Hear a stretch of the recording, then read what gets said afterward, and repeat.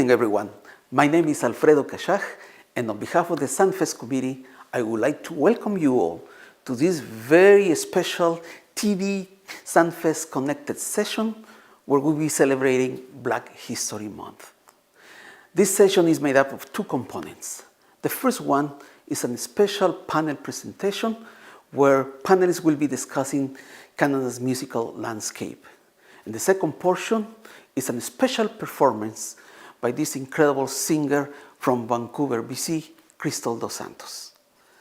February is Black History Month, and it's a good opportunity to celebrate the contributions of Black Canadians into Canadian society. But at the same time, it's a time to reflect on the challenges and barriers that people from the Black community continue facing in their daily lives.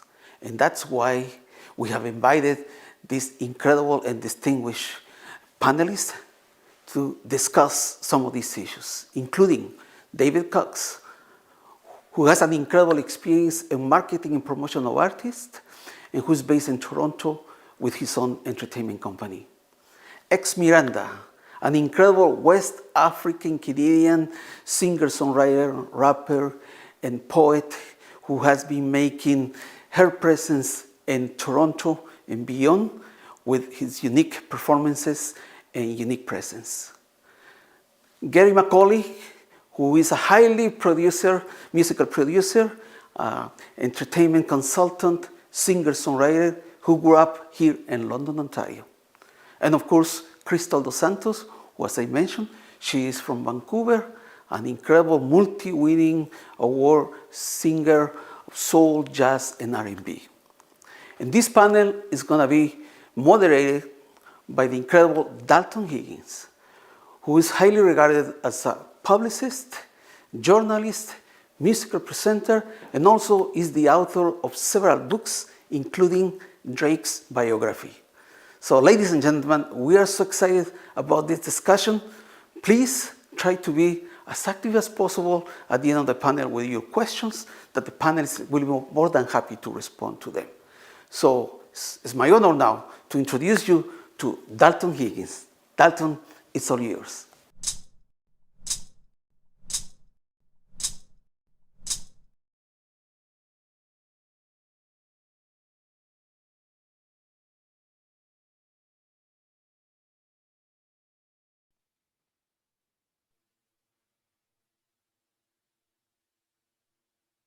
Okay, all right, we can get started. So yeah, I'd like to personally welcome you all to this discussion we assembled tonight. It's actually titled "The Fire This Time," which is a play on words from the late great author James Baldwin's 1963 examination of race in America. It's called "The Fire Next Time," and "The Future Is Now" is one of the subheads, and you know, which I guess all the listeners out there, you can interpret to mean that, you know, change needs to happen now. I think people are a bit fed up and we need to work, you know, at a faster rate to make change just happen. The idea here is, even some of us in here are parents and what have you, and, you know, we don't want our children or, you know, to be having these debates 15, 20 years from now, you know, like we need to make some changes, right? So anyways, tonight we're going to have a frank discussion about racism, anti-Black racism in the music industry, and you know, we want it to be focused around truth-telling. You know, we don't want to tiptoe around the issues, you know, or what's the point, right? So we want to really get into it, a real deep dive into what our panelists' experiences have been like, you know, across different parts of Ontario and Canada when it comes to dealing with race and racism in the music industry. Now, if not for this pandemic, obviously, it would have been awesome to be able to sit in a room in real life with my assembled panelists, but you know, these are the COVID. It's you know, doing this during a pandemic, so we move accordingly, right? So I wanted to open up the floor by asking the digital floor, I wanted to know how you all felt, how you're all feeling now. You know, and in recent times, I mean, you know, over the last, you know, I'd say 6 months or so in particular, you know, we've been seeing a lot of, you know, people posting Black squares and Black Lives Matter hashtags. You know, issuing apologies to the Black community, and you know, so there's a lot been happening. You know, post George Floyd, Black Lives Matter fueled social protest movements happening. How have you all been feeling as music industry workers, music practitioners during this time? We can start with Gary. Well, yeah, good evening, Dalton. It's a pleasure to be with all of you. Um, it's a mix of thoughts. It's a mix of thoughts for me. I think the conversation definitely needs to happen. But I also believe that there was like a kind of a meeting of a tsunami that hit this time period. I do believe it's coupled with a lot of what was happening down south for the past 4 years, and that type of kind of common gutter type of behavior that we saw, that was kind of bringing a lot of these bad actors to the surface. And it one of the beautiful things about it is that it has woken up this type of energy, so we can address some things that do need to be addressed. So I'm of mixed mind. I think we were doing, with a black president, with a 44, who was quite beautiful, and we very much were seeing the turning of the corner in terms of a togetherness and a consciousness, and then that getting halted, I think it forced our hand a little bit, but that's a positive thing too. So, okay, mixed feelings. The discussion is needed. Okay. Anyone else? How are you feeling? Yeah, so this is Ex Miranda here. I'm so happy to be here with everyone. For me, the two things that come to mind for me is everything's kind of been like brought to the forefront and heightened in a way, especially mixing like the social injustices happening, towards the Black community, and also mixing that with COVID-19. It's made everything really in your face, in the forefront, where there's no way of hiding from the anti-Black racism that everyone's experiencing.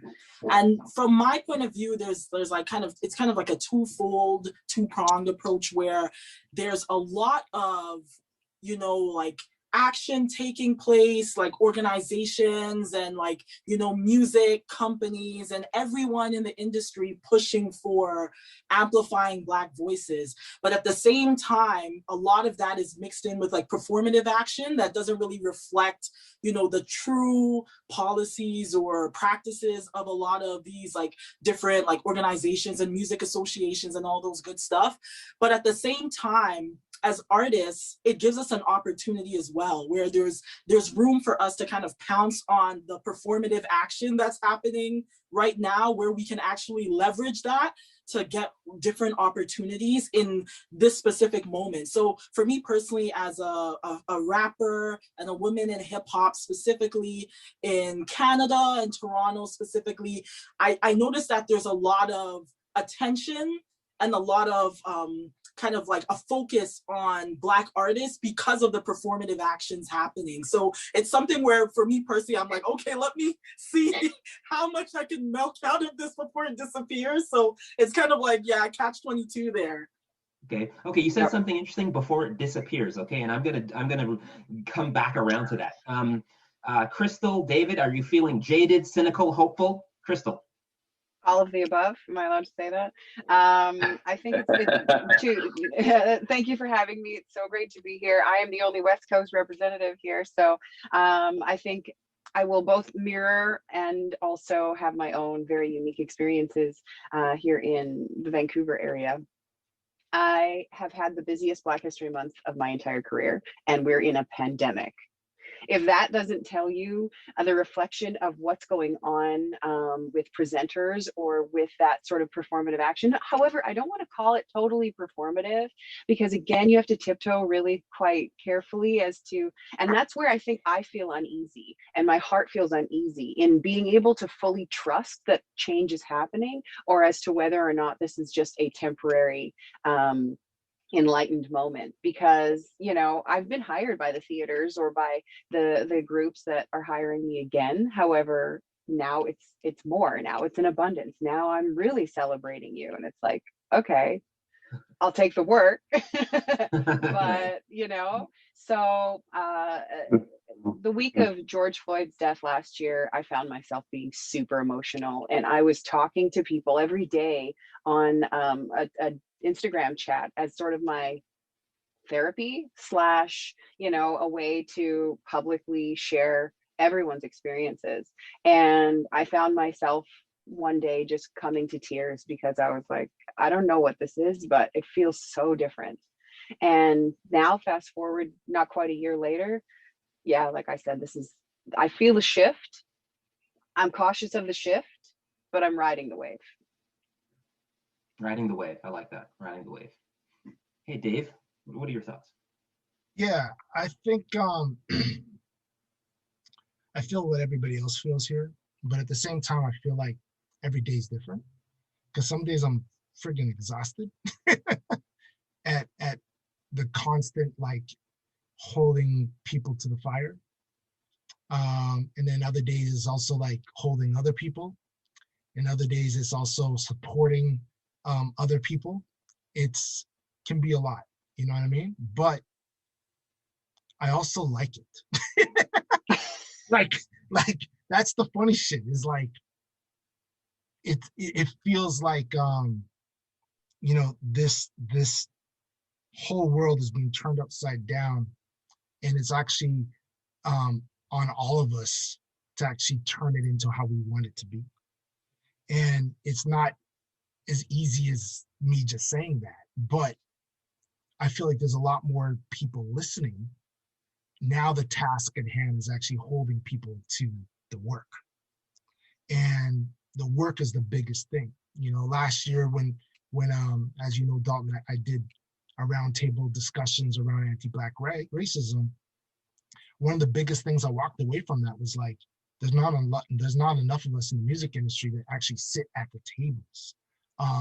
Enough of us sitting at boards, even though like I've worked with a lot of boards or been in committees on boards, it made me feel kind of like, oh man, I'm complaining about something that I'm not actually doing my part to actually change that. And so, now I sit on one of those boards that I was complaining about. Do you know what I mean? But I think that that's a good thing. Like the door is open for us to actually try to make change. But part of that change is actually, like I said, kind of rolling through with the muscle. Right, absolutely. I hear that, yeah.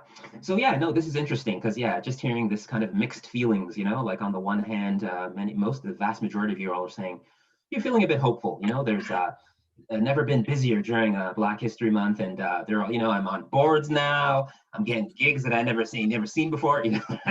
Right? Just that everybody had an epiphany. It's just like, hey, let's do some Black stuff now. So here's the thing. So now I'm curious as to how issues tied to dealing with race and anti-Black racism. I want to know like how it's played out or continues to play out in your respective situations and locations. All right. Because the funny thing is here, there are a couple people here from Toronto, like myself, based in Toronto, the Concrete Jungle, and then, Gary Macaulay of the Macaulay Boys, Juno-nominated band. They had done their thing in the R&B soul music scene. Krystle is out west, as far as the prairies, Vancouver, doing soul R&B jazz music. Miranda's in Toronto hip hop. I want you all to speak to your specific experiences coming from where you're coming from. What's it been like? For example, I'll start back with Gary, being in an R&B group coming out of London, Ontario, right? The Macaulay Boys, Juno-nominated back in the days. How was your experience navigating the Canadian music industry, for Black brothers trying to make waves in the Canadian music industry? And then I want to go around the table. And Click, I'm going to talk more about the industry for you. So Gary. Well, this was an interesting time period when we were making a lot of noise. This was kind of in the heat of boy band, the boy band era. When the Macaulay Boys, and for those of you who are tuning in, and you might not know that I'm the oldest member of the group Macaulay Boys in London. And it's Macaulay is our last name. I'm the oldest of the four brothers, and the age group range was from 26 at the time to 12 to 13 when we were in kind of the swing of things. And it's an interesting situation because we were kind of immersed in the Motown feel and tradition, kind of like the Jackson 5 or Boyz II Men. And where London is situated, which is basically halfway between Detroit and Toronto, there's a, you know, a part of the town that leans Detroit. There's a part of the town that leans Toronto. So you got your Detroit Red Wing fans and you got your Toronto Maple Leaf fans, and we literally sit on that border, being in the middle of southwestern Ontario. So and not only that, we're African Canadian Grenadian. So we have a Grenadian background with a very a big Caribbean influence, and we're still in Hockey Canada. And I don't want to short it or come across insulting. I'm just trying to get these big constructs together for you. So here sits this group that people are expecting to sound like the Jacksons or be like Boyz II Men or have an American type of lean or a background, you know, coming from the hood and rising up or something like that. And that's not really that wasn't our experience. And so we had to, you know, in doing our music and doing us and just being authentically who we're kind of like these, you know, kind of soft-spoken, kind of mild-mannered Christian type guys, but singing vocal harmony together. I think we were breaking a lot of the mold because we were not what people were expecting to hear. But we all played we played all the instruments, and you know, aside from just singing, we played and did all those things kind of in the Motown tradition, but kind of in that Torontonian kind of feel as well. So, and in a place that is predominantly white at that time, there was a lot of swimming. You know, you're doing a lot of things to try and be palatable for others who might not be around your style of music, your style of talk, you know, you.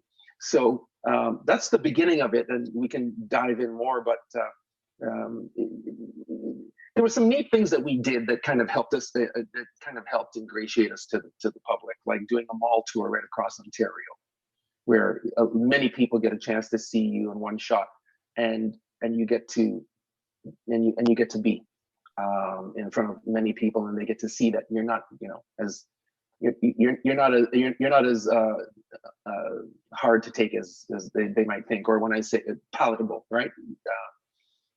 But yeah, it was an interesting time period.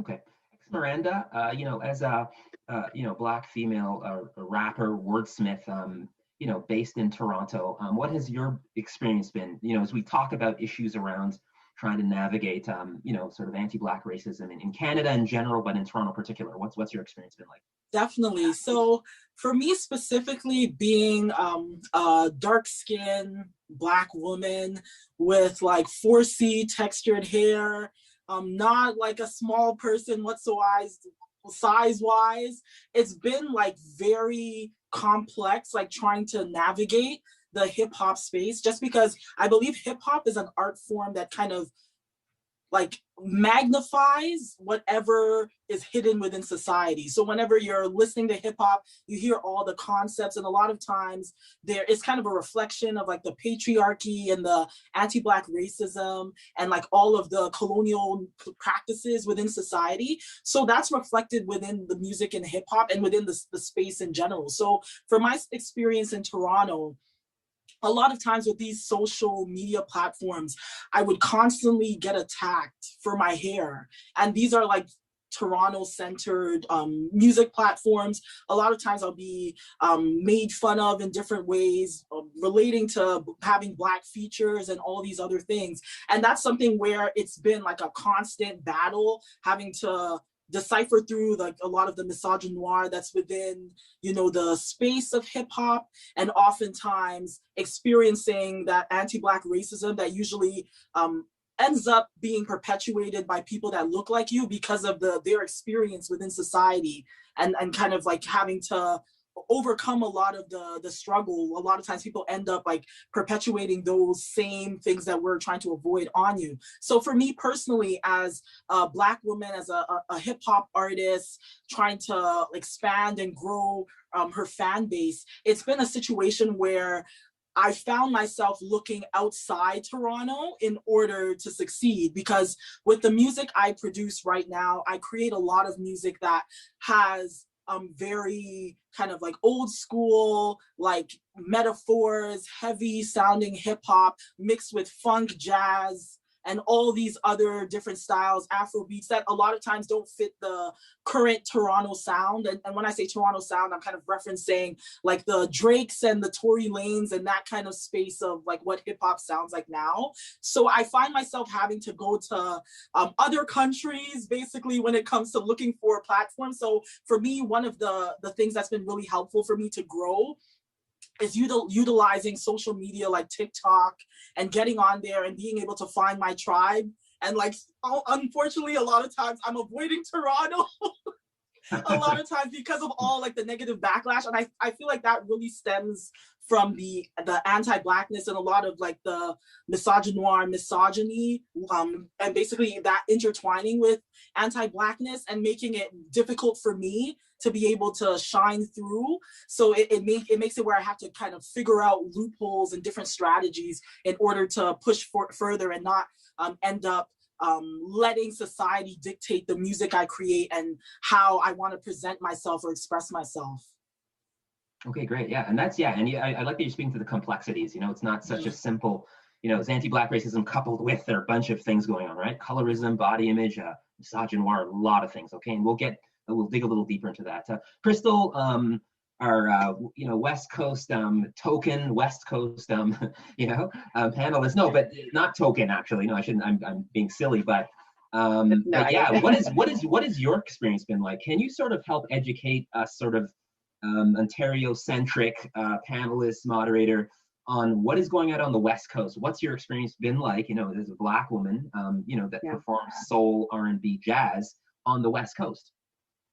Well, I not entirely, but a lot of the things that Ex Miranda was saying, I completely can relate to, as well as Gary. I think my whole life I felt a certain inauthenticity trying to perform soul and R&B music coming from within, even though that's always been my influence and that's what's been in my household or what's in my ear, because I felt like as a Canadian I can't do that, or it's not coming from a real place. And I found myself, I think I was about 30 at the time, I took like a walkabout and I went down to the States to try and figure out, like, I wonder if I can get some inspiration from them. They must know so much more than me.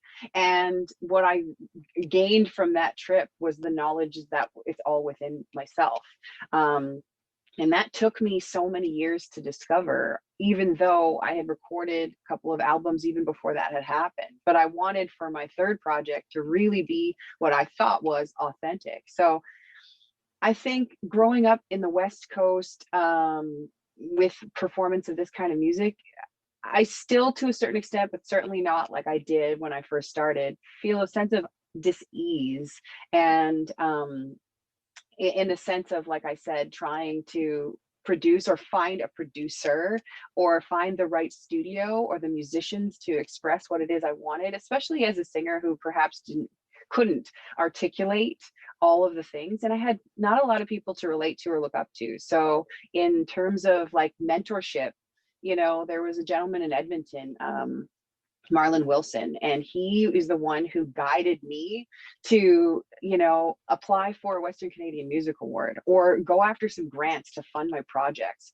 or whatever. And I never, again, it was a weird thing because in school, I was one of a dozen Black people. And, sometimes the other Black kids would say, well, you're not Black enough. And I also, like, I saw your mom, she's white, isn't she? And I'm like, well, she's from the Caribbean. So like it was just this weird, again, feeling of like never knowing the right step to take, I think is a better way of saying it. And every step was sort of shaky, but I still was able to eventually claw my way to where I needed to come to and find the avenues that I could find, but I think it was all sort of there, just like Vancouver is in general. Everything sort of happens in this very underground, unspoken way, that if you want to find your people, it's like a recommendation from a recommendation from a recommendation, and finally you're like, oh, you're the guy. Like, you were here all along, but you're the guy. Or to be accepted by that guy from the beginning, as opposed to having to prove myself for 5 years to maybe get considered or taken seriously. So I would say it feels like it's a little bit harder, but I'm a full-time musician, so somehow whatever I've done has worked. Okay, great. Yeah. And Yeah. David, I guess, David, you're a bit of a, there's a bit of hybridization here, because David is actually, he's been in Toronto for a long time, but he's originally from Edmonton, and he was in a rap group called the Maximum Definitive from Edmonton, Juno nominated, and he's had the opportunity to manage a bunch of great acts like Sate, and also, he's an educator as well, teaches at various, different places, Remix Project. What's your, just in a nutshell, just, we look at through the prism of race, from Edmonton to here, have things gotten a lot better? West Coast versus Toronto. Can you just share with us, just kind of, through the prism of race, and we're talking about anti-Black racism? It's a good question. I mean, I've had the privilege of pretty much going across the country. Like, I've been in every major city, from Victoria to, Newfoundland, Prince Edward Island. You know what I mean? I've seen the trials and tribulations that exist in this country. Even, being in a rap group in Alberta, something I don't talk a lot about, but it just resonates with me now, is like, we basically had a fight with the KKK in Alberta, or as a rap group. You know what I mean? And I remember our manager at the time using that as press. I was like, because we had gotten a huge fight in Sylvan Lake, which is an area near Red Deer, which is well known to be a very supremacist area. You know what I mean? And thinking about those times and where we are now, going to Calgary and trying to do events and clubs, and there being a sign saying no Black people allowed. Like, that's stuff I actually dealt with.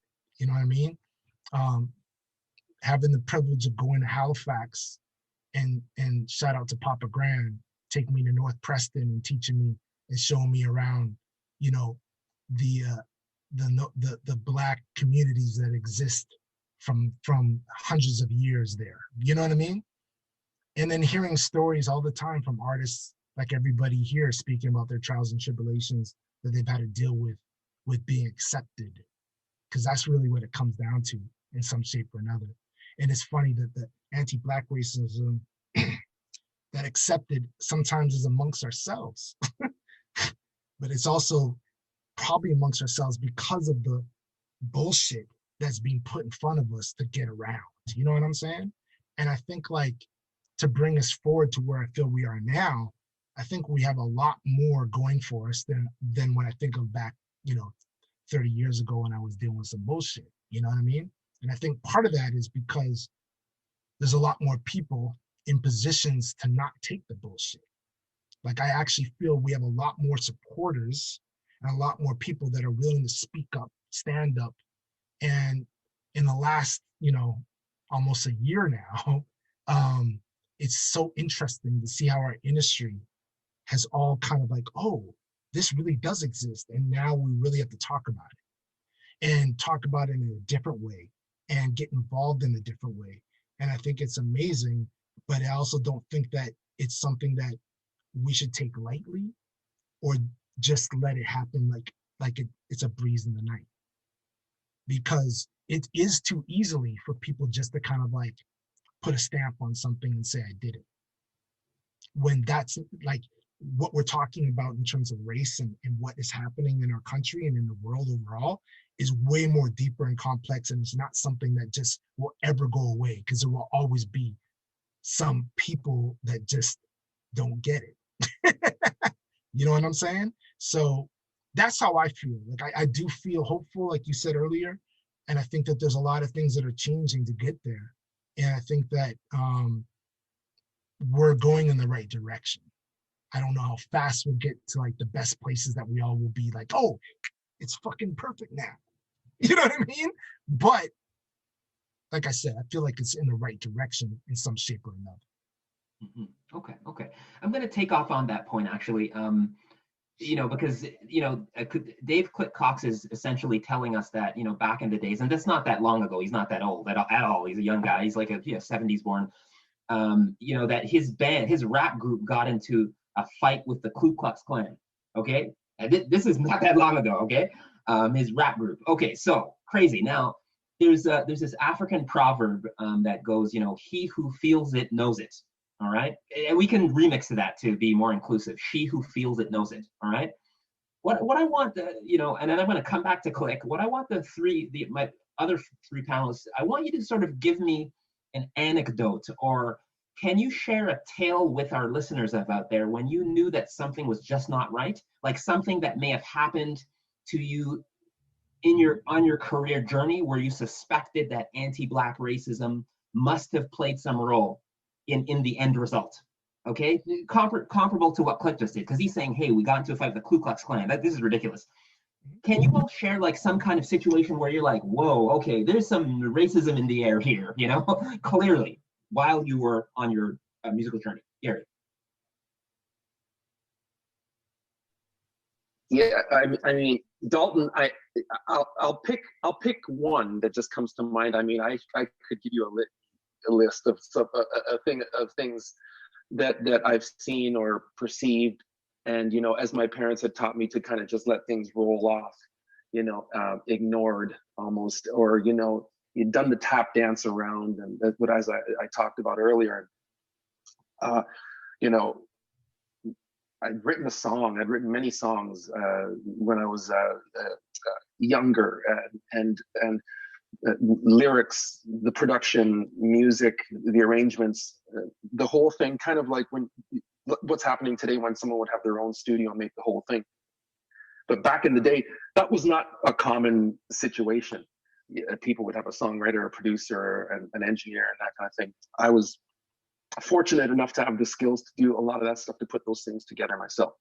So when my demos were coming forward, and a major record label situation, we're sitting in there trying to get a deal and confronting these songs, and having some friends and some colleagues that were alongside with me that were not my color. The notion was that they must have written it and I was just merely the singer. And a lot of that kind of thing was happening. You kind of sense that there's this kind of thing. Well, it must be the guy who's playing the guitar. It must be the guy who's playing the piano who did this. It sounds, oh man, it's finished and it's all done, and all those parts and pieces. Like it wasn't even a second question. There was a notion that I didn't do it, and I'd played Suzuki piano, and since I was 4, 5, we were all Royal Conservatory trained. I went to the Faculty of Music for my thing. Quite felt that there might be a trajectory where I go to Berkeley and study. And so it was kind of it was really shocking. It was insulting, actually. When some of these entities would discredit me, and you can see I'm kind of a little talking around it, because quite honestly, to kind of be fair to the entities that are there, because some people could do the math and figure out certain things. I'd rather not do that, but believe me, it's the real deal where people underestimate what you do. Yeah, that's just one.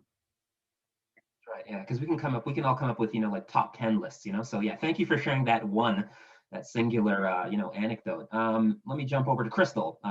Is there anything that just really sticks out, where you still feel the sting, trauma? It's just something weird. You're going, hey, anything happened in your career to date? I honestly can't think of a super specific thing.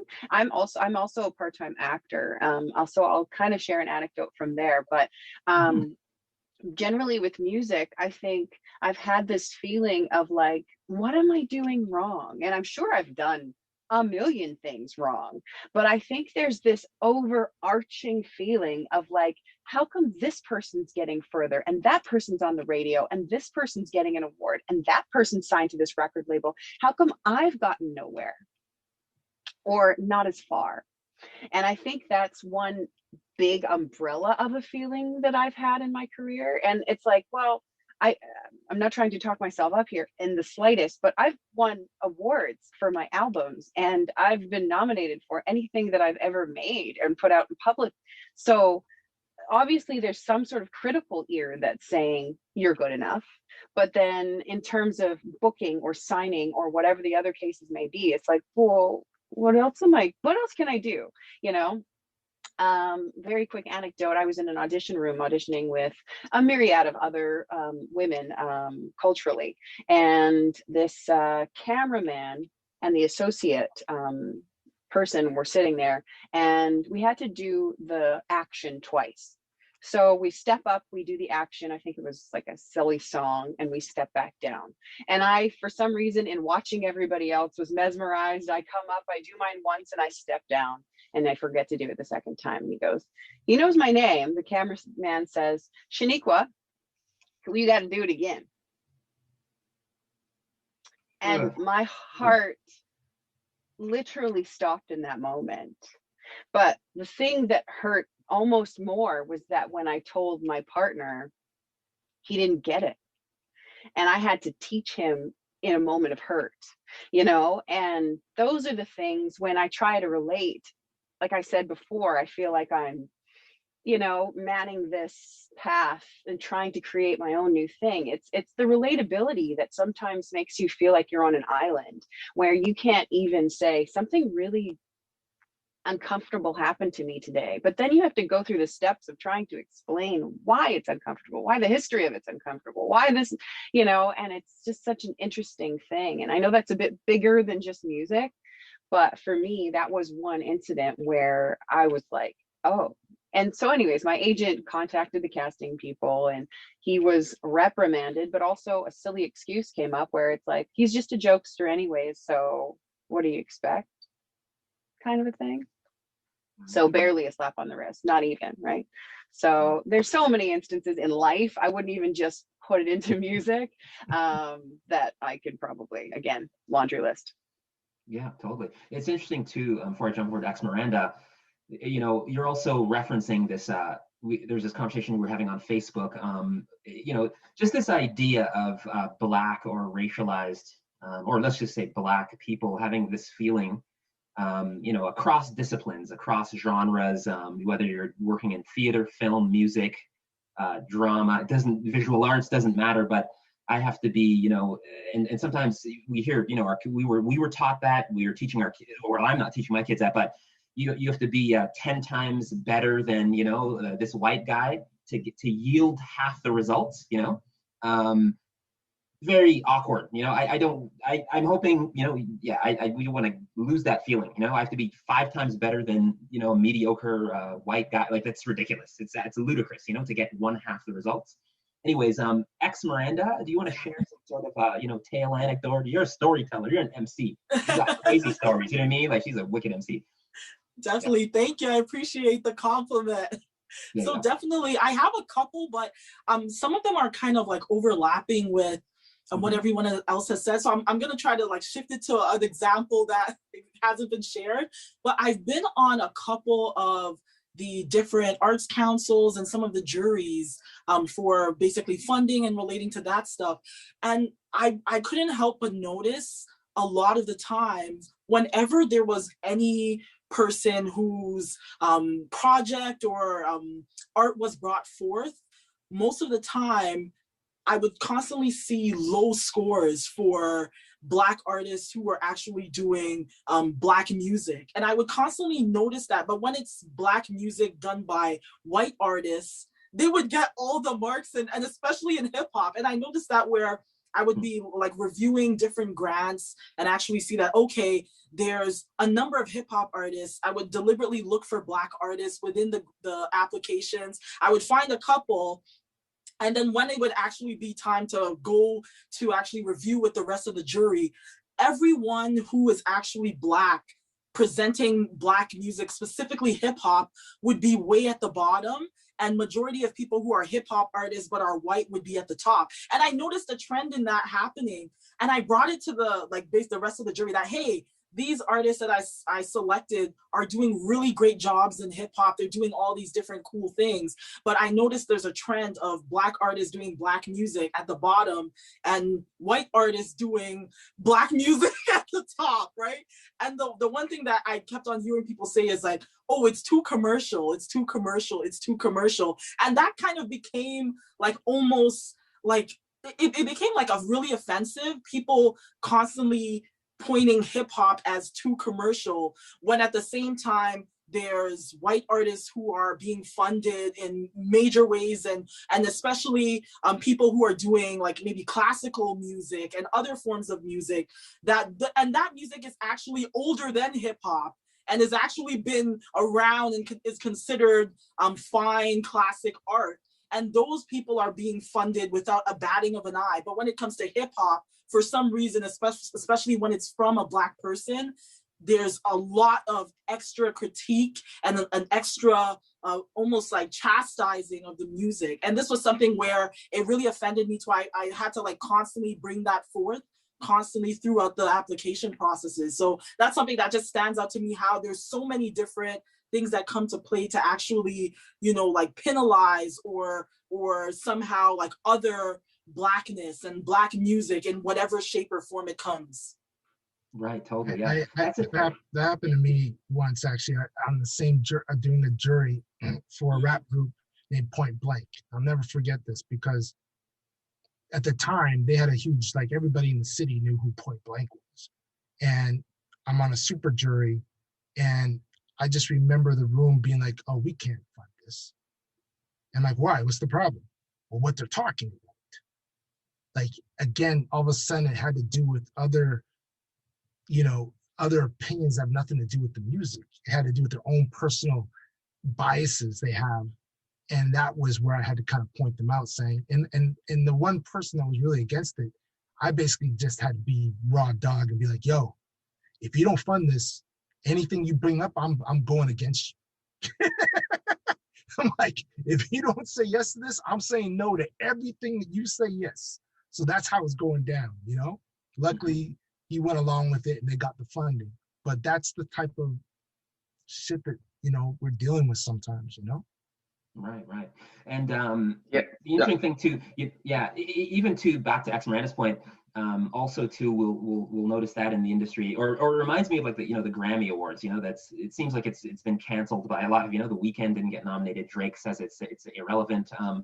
But do you remember years ago in the rap category, Best New Artist, Macklemore, he's a Caucasian MC, and Ryan Lewis, and he beat Kendrick Lamar for Best New Artist at the Grammys years ago. And it was just so blatant, like it's like that X Miranda example, it's a white guy rapper, and he's in a category, going up against Kendrick Lamar, Jay-Z, Kanye West, like it was just loaded, and then he wins. So it's just like the whole hip hop generation was just like, okay, this thing is lost, is not relevant to me or anyone, right? So that's whole and issues around cultural appropriation, right? That's which is the whole other conversation. But back to now here's the thing. So we're in Canada now. One of the issues we see in Canada when we talk about, we're talking about juries now. We're talking about casting directors. We're talking about Gary being in a room, with labels. So we're talking about institutions. Yeah, gatekeepers, exactly, right? So one of the issues we certainly see in Canada is that, there are so few, Black people, African Canadians that sit in any positions of authority across the board, okay? Whether we're talking about casting directors, major labels, as far as the jury situation, like it's not good, all right? We've all done it, been there, done that, could write the book.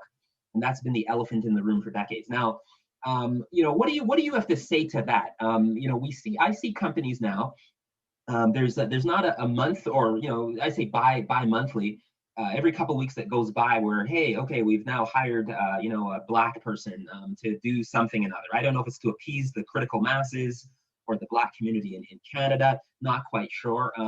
How are you feeling about all this activity? Like, does it feel knee-jerkish? Does it feel performative? Can companies, institutions, labels, funders, can they sustain this activity? Is it just a feel good kind of thing to make us feel good for now? Like, how are you feeling about that? Because there are things happening for sure, right? And you see in the news, there's some announcement, somebody got hired, promoted, and it's been a flurry of activity over the last number of months. So can you just speak to that? I'll go on to Gary. Ex Miranda talked about something earlier when she spoke about, I want to get this all in before it ends, kind of thing, and she has a point there, because there is that kind of attention that comes to an issue. It gets it's the buzz of the day. And while that aperture is wide, it just kind of does this as the days go on and the weeks. And there is, although I believe it to be a perception, I think it's kind of real. There is a moment where you're getting a little more spotlight, where you can say something. And I think when the microphone is on us, we can say something of note. We can say something that is going to affect not only our peers, but our next generations. I think, I've sat on the panel as well as a juror for some of these Arts Council or Canada Arts, Ontario Arts. I've experienced the same thing as these guys, and I think we kind of owe it to our next generation to help them lift up by supporting them, support them as if they are us. So if we empathetically think of each other as one another, then I want to do something for Krystle. I want to do something for David. I want to do something for Ex Miranda that will help lift them. In turn, I'm going to get lifted if that spirit of lifting continues. But it's I think there's a balance. We're walking this tightrope where we want some of this, performative stuff, and we want something that's rubber hits the road stuff. You need a balance of it all, just today there was something that came across the text threads, and we were sharing it as some brothers on whatever, and these news articles coming through where people were just not striking a good tone, saying things like, oh, well, I have a Black friend, so I kind of know what's going on, and I support Blackness because my daughter has a Black friend or something.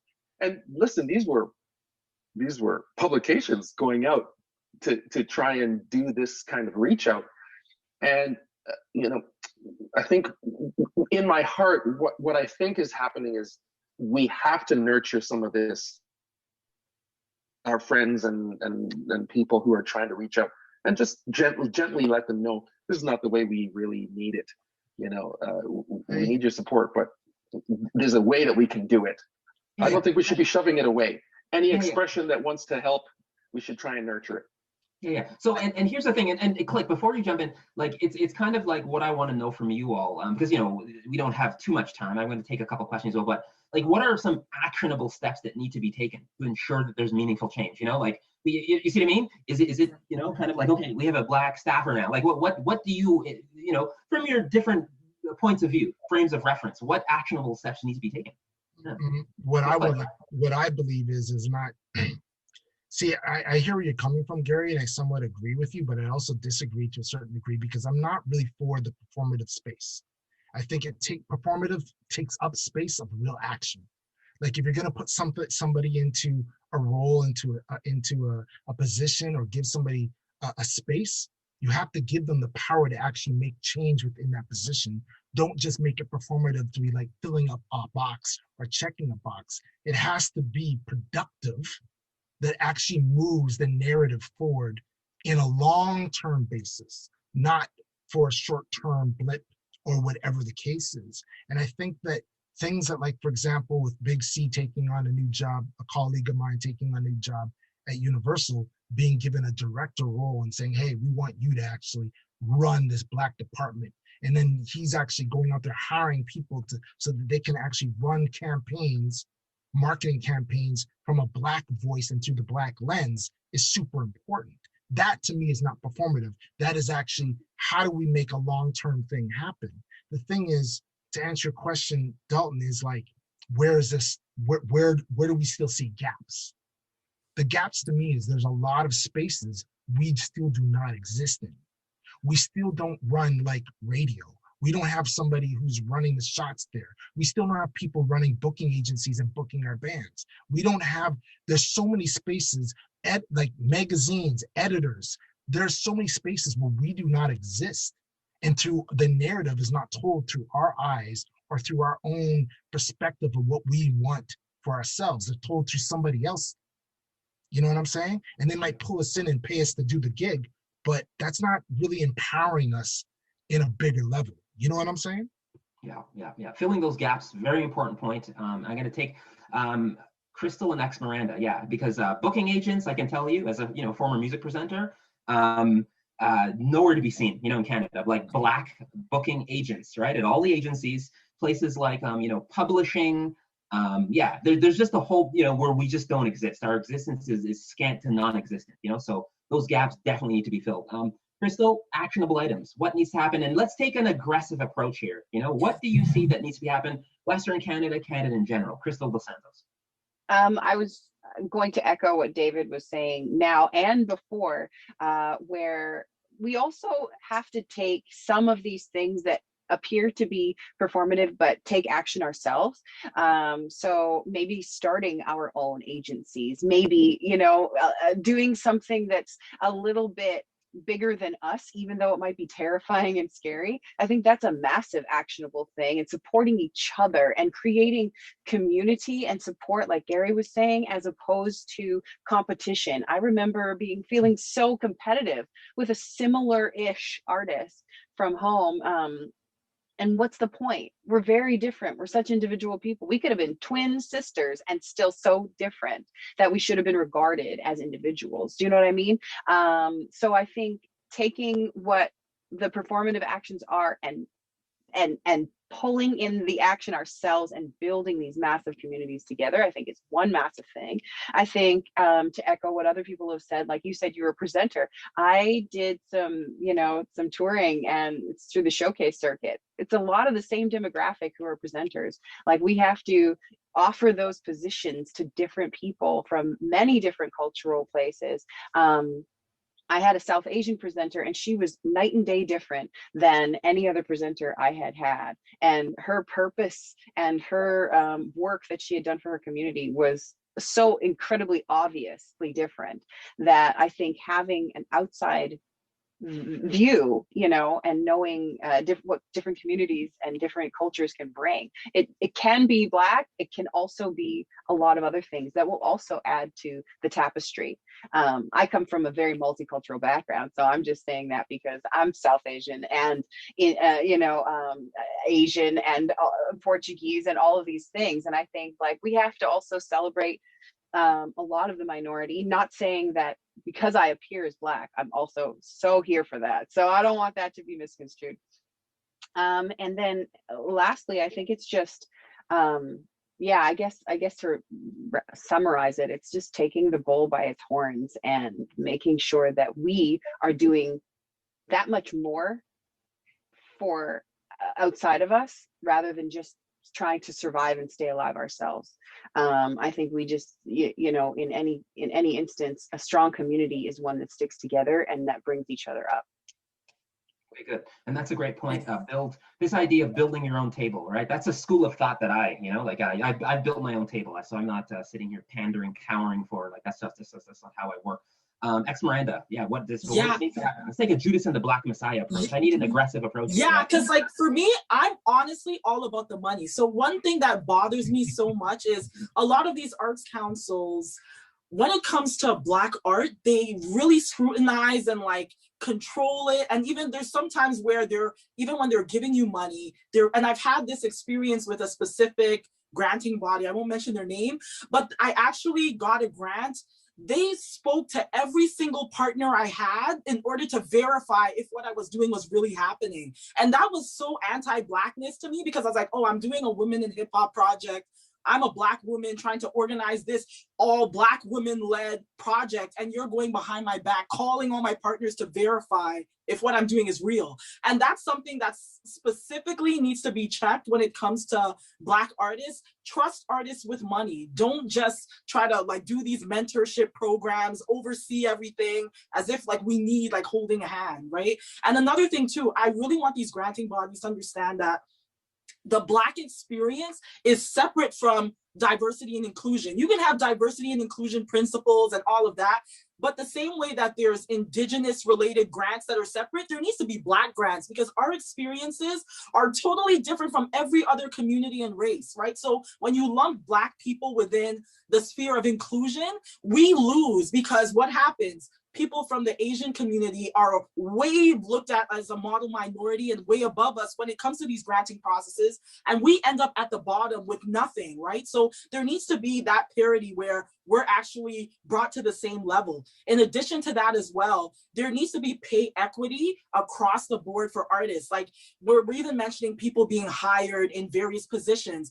Are they actually within these organizations scrutinizing the pay that these individuals are getting and ensuring that they're getting paid equal to everyone else in that specific space?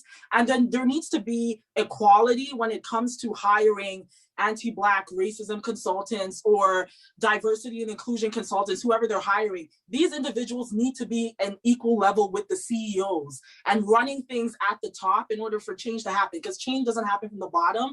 It comes from the top down. You have to have that organizational culture in order to inform change. So if we really want like radical change to happen, honestly, put money into Black people's hands. Like stop like lollygagging around. Like we know what to do with the money, so put the money in our hands.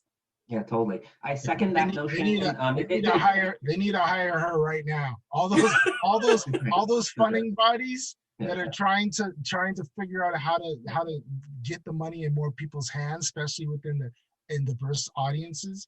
Like I've had one company, I won't get into saying who organization it is, but they reached out to me to help kind of chair a funding committee. And I just I didn't have the time to put there. I was putting my time in other places, but you definitely need to make sure your voice is heard in those spaces, because you're saying all the right things. Saying all the right things. And I'm going to reiterate a couple of them. I need to get in some questions, all right? Because we have a bunch of questions. Yeah, so 2 takeaway points. It's called, last I checked, we lived in a capitalist society. So it is about the business. It is about the guap. It is about the money, all right? This is not social, right? This is what it is. For one, second of all, this discussion, that's why I want to frame it, anti-Black racism. This is not about, people of color, racialized communities. That's not what this conversation is for. It's a very specific, because our experience is very unique, very specific. So thank you for reminding the listeners and all of us about that, all right? I got to take some questions now because people are going to kill me. Okay, here's a question. Now, the panel has clearly given examples of racial barriers within the music industry. The arts seems like a place where it should be more aware. Are the issues better or worse in this space, in this music and artistic space, compared to daily life?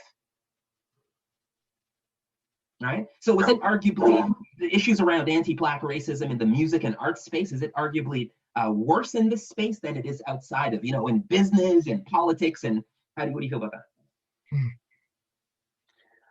that? I've had the conversation that we've had in my circles is that in all sectors we need this kind of scrubbing. Okay. To make sure that people are being honest. It's not just, you're talking about education space. We've seen some problems there where teachers are not treating certain Black students fairly. That can be seen. It's not just anecdotal. There's some evidence that can kind of back this thing up. In the banking system, it's wrong.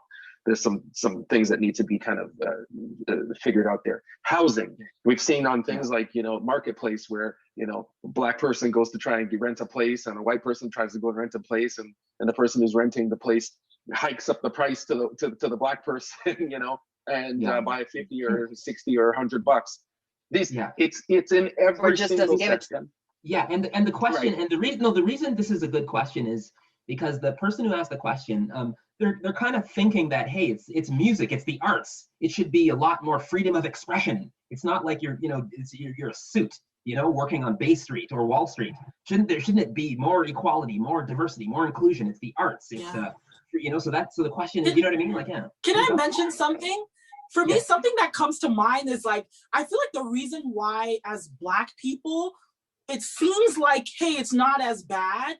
It's because of the stereotypes associated with Blackness. So as Black individuals, we're like for me all the time, like people are like, oh, you're Black, so you're a rapper. Like we expect that, you know, you're Black, oh, so you sing. Like people are like, oh, they're expecting it. So because of that expectation, there's like a stereotype that provides some type of advantage there. But at the same time, there's still that consistent anti-Black racism that occurs, whether you're benefiting from that stereotype, or at the same time, there's a flip side. So I feel like that's what like makes people feel that way. But at the same time, it's rooted within stereotypes where a lot of times that's kind of leading to the experiences people are having that are reflecting society in that way. Okay, right. And can I add to that? That's also on the single surface that we see the thing that Ex Miranda was just saying, right? We see those stereotypes, the results of them coming out of the surface, but we don't see them in the systems. And the systems are where changes and massive things happen. Right, totally. That's a great segue. Another question here is, you know, what else is missing? I mean, we've touched on a couple things tied to juries and songwriting and casting sessions, like we've covered. You know, what do you see as missing in the current landscape of the conversations surrounding systemic issues in the Canadian music landscape? Is there some other sort of pink elephant in the room, like something that's just, you know, overbearing, you know, that as you proceed in your day-to-day interactions in the music industry, or even, you know, back in the days, Gary, like, is there something there where it's just like, this is nuts? Because I can share something, like, as a former music presenter, I'm shocked. You know, even at my former place of employ, it's unbelievable that the diversity, it's gone down.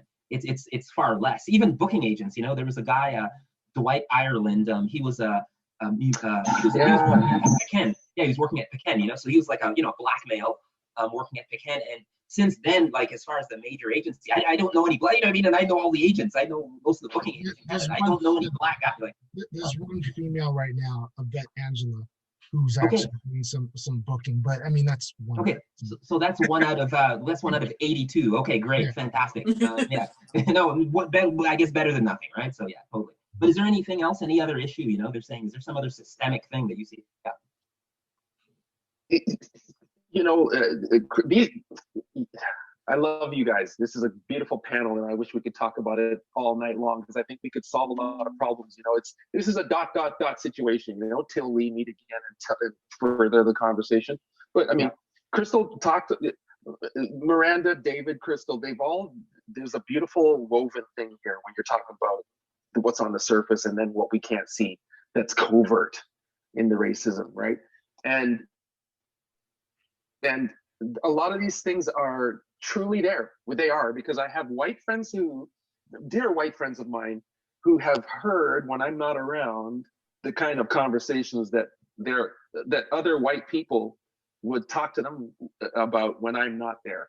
And unbeknownst to the other person, my white friend is hearing the whole thing. So he knows there is racism that is under there.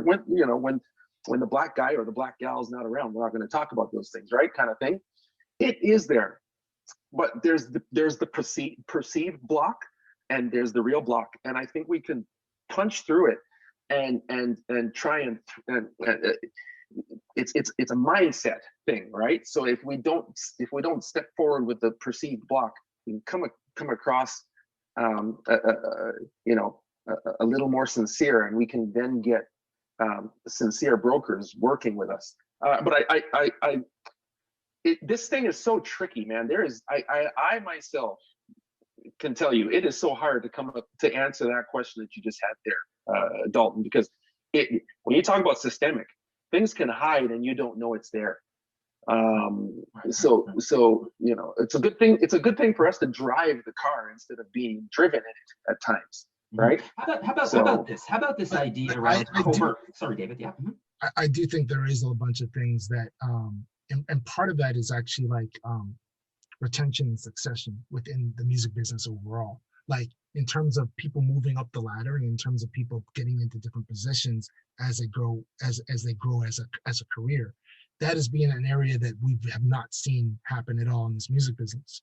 And that is systemically because of, in my opinion, the system and the boys club. It's not even just a Black thing, it's also sometimes a female thing, like letting certain people in a certain power. But I think that's definitely something that is, the light is shined brighter now on it. And one of the things I've noticed so differently that I don't know, I'm sure all of you witnessed this, or hope you have, but it's like the conversations that we've had in the last 30 years have always seemed in our own circles. And even if I was in a room with a bunch of white people, they would, for us to address the Black cause or whatever the issue is that we want to address, it always had to come from us. It always had to be us fighting for us. And what I'm finding now that is so like kind of like Twilight Zone, but a good Twilight Zone, is walking into these rooms without me bringing it up and them talking about how are we going to change this? And I'm like, who else? I'm the only Black guy in the room. How is it like those conversations are being brought up without us having instigated? And it's like it's dope that it's happening, but it's also kind of like, whoa, I've never seen that before. Right. You know what I Here's the question. No, totally. Even as far as again, we have a bunch of, Juno nominated, Western Canadian Music Award winning, TikTok phenoms, ex Miranda Click, who's been, all of the above, Juno nominated too. Have you all, this idea around covert racism, people say in Canada, yeah, it's kinder, more polite. It's still the same good old fashioned racism, but you just won't see it coming. They'll slap you upside your head and you didn't see it coming. Have you all ever wanted to, go to the US to pursue your craft, knowing that the soul R&B scene, the hip hop scene, right? It's much larger, a lot more revenue generation opportunities. Have you ever all considered fleeing, get the hell out of Dodge, because my music and art that happens to be coming out of the Black music tradition is not getting the respect. I'm not making enough money. I can't feed my family. Have you all at one point in time ever had that feeling? I'm American. Absolutely. Okay. I'm American. I You want to go back there? I've always been like, yo, maybe I should go home. I don't know. Absolutely. A mentor of mine is producer David Foster. One time I was in a meeting with him in Los Angeles, and I'm asking him, how do we and at the time the Macaulay Boys is kind of bubbling up, and he had taken notice of some work that I've done, and we'd flown down for a meeting with him, and at this time it was my songwriting partner at the time and me, and at this time he's like producing everything under the sun. So it's the Bodyguard with Celine and Michael Jackson and Madonna, and he's the guy at the top of the pile. But he's from Vancouver, so some people out there might not know he's Canadian. So we get out there and I ask him a question, man, how do you do this? And I think I was probably 20, 21. And he says, just keep doing it. But one of the things he said to me is, but listen, London, Ontario. He said, how many Black people are in London, Ontario? And it was kind of like, he said it kind of just at a quip, it was kind of tongue and lighthearted. And I understood what he meant. It's like what he was trying to say is, you come down here and run with it here because you've got a little more fertile ground kind of thing. There's a market for what you're doing in some of the more urban centers. I understood what he meant, but I had such a close tie with my brothers that I wanted to come back home and do what we were doing and continue that momentum, right? But there's always a pull. You feel like going to one of these big centers. I'm sure some of the other panelists can speak to that. Any views on that? This idea of it being better for my art. There are more Black community members out there. My music form that happens to be coming out of Black nutrition is more wholesome, supported there. Have you had that feeling to get the hell out of Dodge? Definitely. So I'll just comment on that. For me personally, like for me, I've had the feelings to actually move to the US, but it's been because of like the digital space we're in. Like Yeah. I'm consciously trying to target the US with my like audience with social media and not focusing on Canada. So I would say a couple of years, maybe like over the last 2 years, I kind of like felt like a little bit like stabbed in the back by Toronto a couple of times, where it's like, okay, I'm not gonna like just focus on where I am. I'm gonna like deliberately try to target other communities, other like countries, and not like just be like rooted in Toronto because of like the lack of support sometimes I feel.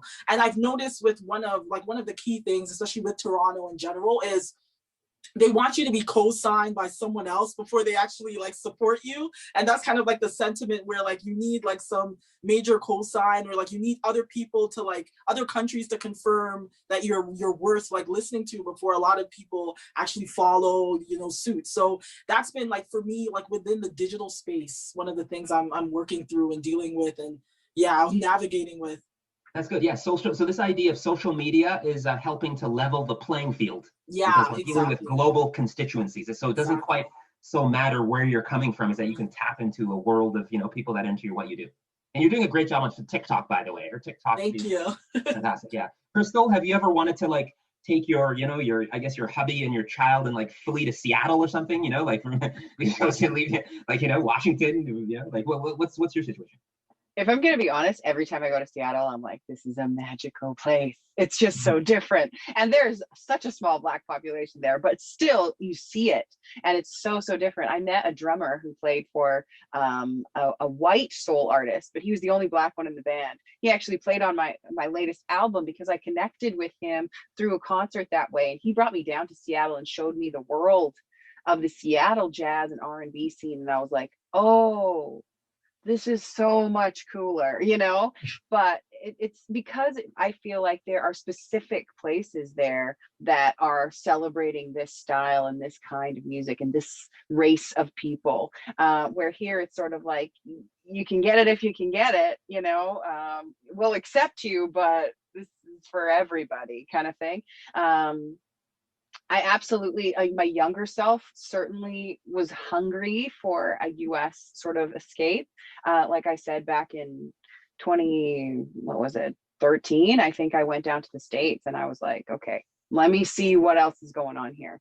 And like I said, I kind of found it within myself that the drive, the whatever, and if we're talking just money, the corporate world here of music is a lot bigger of a safety net than anything that the States is going to offer me. So I feel like through social media, through touring, through whatever, I can go down and dip my foot in the pond, but staying in Canada is a lot more of a stable career move for me. Okay, got it. Yeah. And I think granting institutions as well. I noticed Most of us here, we referenced, the fact that we have, like Factor Canada, Council for the Arts, and Terry Arts. Like there are a lot of funding bodies where we know that our, my friends and co-conspirators in the US, they don't have that. Like they have to scrap together the funds. They can't just readily apply for free funds like that. Okay, I'm gonna ask one more question, and then I want everybody to stick around because Krystle Dos Santos' performance is coming up right after the panel.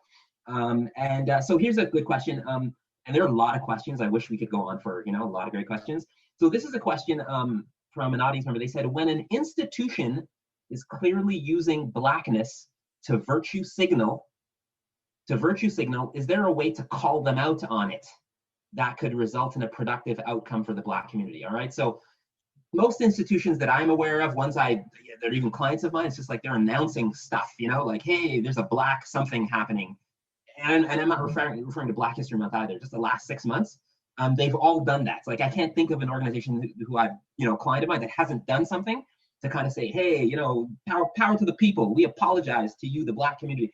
So when they're doing that to virtue signal, do we call them out? Do we chastise them? Do we celebrate it? I don't know, because I'm torn on that. That one there, that's a good question. You know what? I actually believe in I actually believe in celebrating it, but I also believe in celebrating that you're going to do more of it. Like, I don't believe in like, oh, well, fuck you, you're just putting up a, a black check mark, whatever the case is. You know what I'm saying? It's like, oh, dope. So when's the next one? Put me on the next one. Like I'm gonna hold you to task to keep it moving. You know what I'm saying? I'm not gonna sit there and throw darts at you when you're trying. Do you know what I'm saying? Okay, you're trying, but let's take it even further now. You know what I'm saying? Oh, got it. Got it. Totally. Okay. Okay. How do you all feel when you see that this weekly, daily, monthly barrage of I guess pro-black? I don't know what to make of it. It's shocking to me. Yeah. Yeah. For me, I'll just comment on that too. So one thing, just even piggybacking off of that, like I totally agree with like doing that extra action. So when I see organizations like say, hey, we're doing black this or black whatever, like I'm like really like keen on this. A lot of times when I see those type of things, I'll email different companies and or different organizations and be like, hey, I noticed that you don't have any like practical like policies or any inclusion statements that actually specify the work you're planning on doing that will hold you accountable towards being against colonization and anti-black racism. What do you plan to do in that way? Where are you investing? Are you putting money behind this or just doing this for show? How are you going to take it further? And in addition to that, I always look at like this as kind of like sometimes it feels like a tokenism where maybe they might change the person on the cover of their website to be a black person or might have different things like that. But the key is where the window dressing. Exactly, right? The key is for like the decision making. Are you actually allowing these people and these individuals to have stake in the decisions that actually form the real crux of the work that's happening within your organization or music space? So that's where we really need to hold people accountable, is just as was mentioned, taking that further step of actually implementing this like consistently and not just having it for one day or, just when everyone's eyes are on, black issues specifically. Okay. Krystle and Gary, any final thoughts before we wrap? It's springboarding off of what the guys were saying. It's a little bit of both. That's this tightrope that we're walking, because we have allies and we have some people. Listen, there's a small percentage. I think it's small, maybe bigger, but there's a small percentage of people who are not friendly. They are not our friend. They are not helping the cause. And they love the fact that we are subjugated in the mind or in this space. They love the fact that there's this kind of perceived thing. And I don't think we should be giving them that satisfaction. That's that small percent, I believe. I think there is a larger percent of people who are not BIPOC or not black, who genuinely don't know how to help, but they want to help. And I think we have to go hand in hand with them and say, listen, we hear you, let's go together. My brothers and I were at the BLM march in London here, and when we came out, there were 10,000 plus people. Every single color, beautiful. It was the United Colors of Benetton, walking, talking about what is going on right now. We have a beautiful community of allies that really do want to help, and we got to walk hand in hand with them. So it's a slow step, it's a slow process, but we will get there, and we are getting there. I do believe that. Okay, and Krystle, final thoughts? Unmuting, sorry. I'd say, wow, everybody has blown me away with your answers. I relate to absolutely everything. All I can really add is that, how are you going to get the bees? It's with a little bit of honey, and I think that's where you can have your most success. When you can teach a person to fish rather than slapping them across the face with the dang fish, they're going to respond so much sweeter, and they're going to hopefully want to echo that kindness. And unfortunately, a lot of that, it's a whole nother conversation about it falling on our shoulders, but attacking someone for doing something sort of right or trying, I think, is always the wrong thing to do. I think it's a matter of fostering those sparks and starting fires, like David was trying to say. Okay, awesome. Okay, so one thing I would like to say is that I think there also has to be something in regards to speaking to our own communities. You know, there's a lot of pressure on a lot of us to, like, you know, pull up and take care of business, and we can't do it all, right? But one thing I've been trying to be more conscious about is encouraging others who might not, even younger generations who might not know how to or when to or how to say or do or whatever the case is, and they might need encouragement or might need even like the push or might need even like the hand. And I think that that's something that is needed, especially in our music industry, because I'm talking about from a business side of things. There's a need of us, but how many of us are actually in the position to do it? Do you know what I mean? Like, is there enough of us in that are ready to step up? And if we're not, how are we mentoring and educating the next people so they can actually rise to the occasion? Do you know what I'm saying? And I think that that's something I'm trying to be a lot more conscious of as opportunities come to me that I just can't take on. You know what I mean? Like, who can I put into that position and not just say no? Do you know what I'm saying? And Absolutely. the one other thing that's been on my mind since we're coming to end is, like, you know, you talk about going to America and you talk about like this idea of like, do we have to go somewhere else? It doesn't matter where you go in the world. You can go to America, you can go to South America, you can go to Australia, you can go to Asia. These same issues are going to come up no matter which way you flip it. You know what I mean? It's really about finding like your tribe, no matter where that is. And like Miranda was saying, is like her tribe might not be in Toronto, it might be somewhere else. And there's nothing wrong with that either. You know what I'm saying? Absolutely. Okay. You know, we have to wrap up. Yeah. The last point, Gary, because we got to wrap it. Oh yeah, no, I was going to say David's right on it. You know, to add to that, there is that in that whole notion of tribe, there are tools that are coming out in the tech world that are being developed to help this kind of thing, where the community of people get together and conform this stuff and reach other corners of the globe without having to get on that plane. And you can find that tribe through these tech tools, and they're coming out. They're right around the corner, so you have to, you know, keep your ears. I know of some things that are coming. Keep your ears peeled for this. If we can continue the discussion, look out for that thing. Okay, that global tribe thing. Listen for it, because it is coming. Okay, it's coming. It's coming, and coming. I would argue that it's already here. I mean, there's a specific thing you're referencing, but it's already here, man. You see Miranda on TikTok, yo. You know what I'm saying? So here's the thing. I wanna thank you all. I want our listeners, viewers, because there's a very good number of people tuning in, to stay tuned. For one, this discussion is going to live on Sunfest, Sun Festival's page, so it's going to live there. So I'm going to share it. Please go on Sunfest Facebook and YouTube page. It's going to live there. And there's a performance happening right now from the lovely and talented Krystle Dos Santos. So I'm going to throw to Sunfest. I want to thank David Quick Cox, Miranda, Gary McCauley, the McCauley boys, and Krystle Dos Santos for your contribution tonight. And a lot of great ideas shared. Let's keep the dialogue flowing. All right. I want to thank you all for tuning in. There were a lot of great questions that came in. I couldn't quite get to. Again, this is something we could have talked about through the last 2.5 hours. But now it's time to get some music. All right. So I'm going to throw to Sunfest. Thank you all. Thank you for tuning in. Thank you.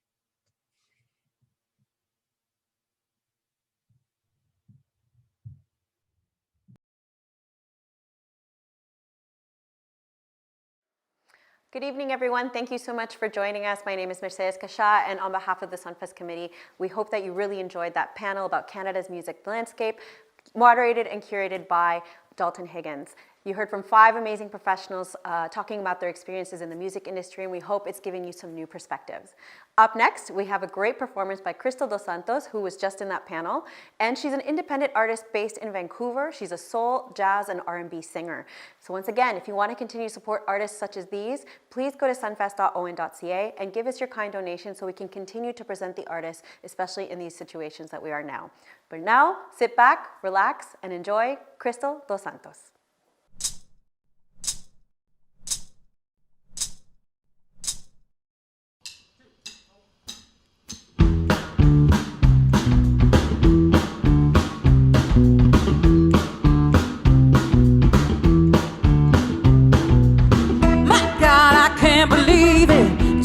while since you've been here.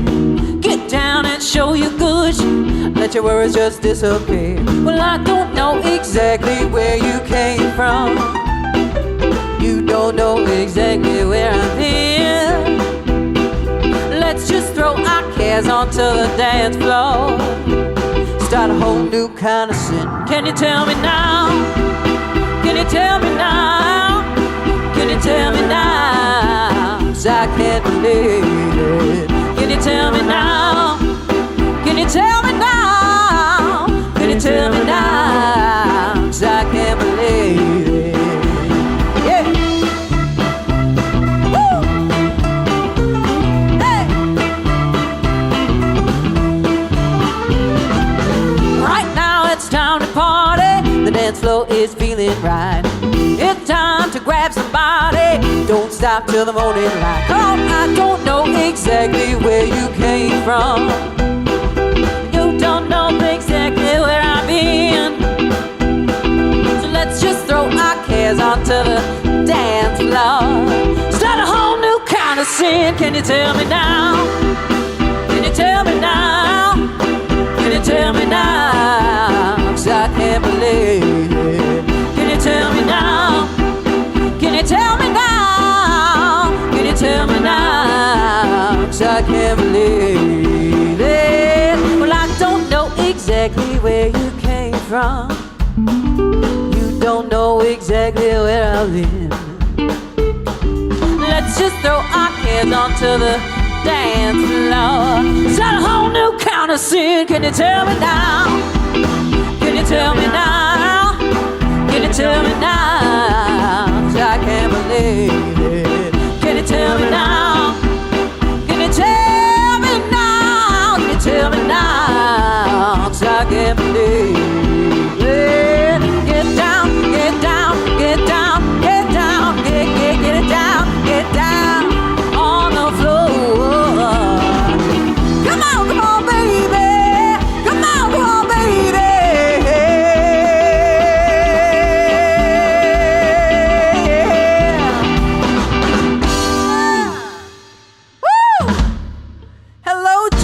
Oh my goodness. Gotta love a good surprise, am I right? How y'all doing? How are we doing tonight? Hello, TD Sunfest. It is so good to be performing to you. We're all the way over here in Vancouver, BC. So, you know, we're having a good time. It's probably not quite as cold, but it's cold for us. That's the worst thing that I could say, right? It's absolutely the worst thing I could say. But London, Ontario, I've never performed for you before, and I'm so excited and happy to be a part of TD Sunfest. And I just want to say thank you to all the sponsors for helping to make music, live music, still stay alive. How exciting, all right? So today, my name is Krystle Dos Santos. Not yesterday, but just today. I'm kidding. Just today. My name is Krystle Dos Santos, and we're going to be performing a bunch of songs, a collection of my original tunes from all 3 of my studio albums. And I'm really excited to share that music with you. This next tune is called Bloom, and it's from my most recent album, Bloom Burn, which is a 2-sided kind of deal, like a yin-yang, you know, dark and light kind of concept. And of course, this is the bright side. So this is Bloom.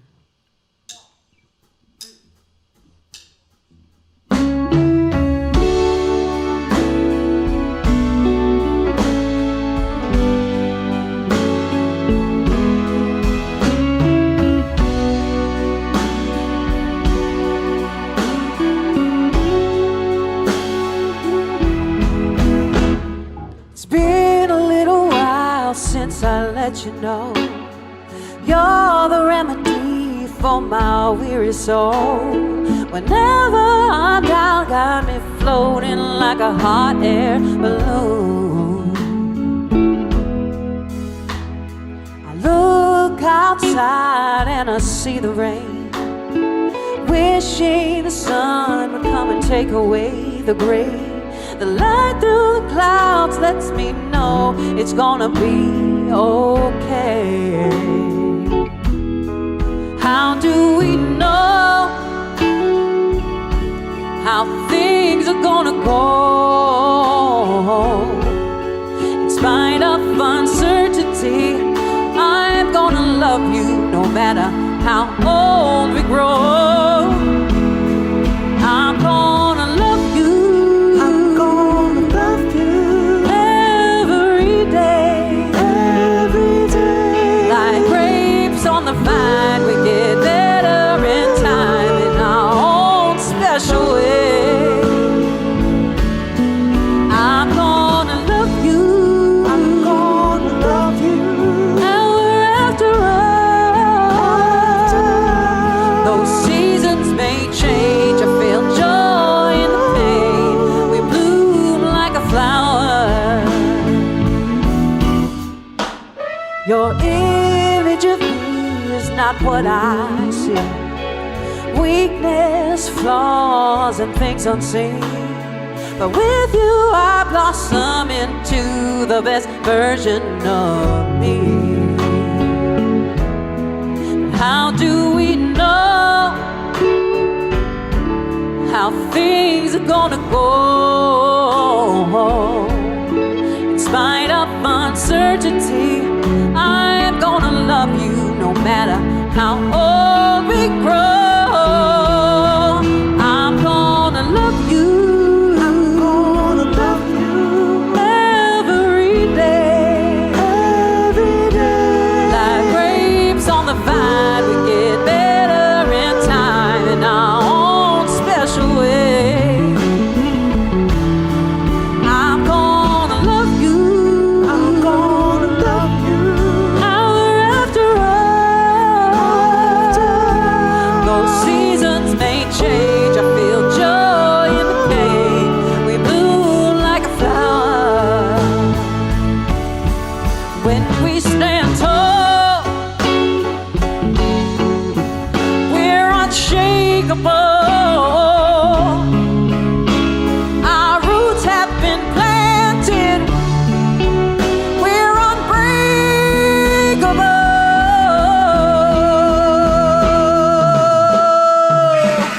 I'm gonna love you, yeah. I'm gonna love you every day. Grapes on the vine, we get better in time in our own special way, yeah. I'm gonna love you. I'm gonna love you hour after hour. Those seasons may change. I feel joy in the pain. We bloom like a flower, yeah. Those seasons may change.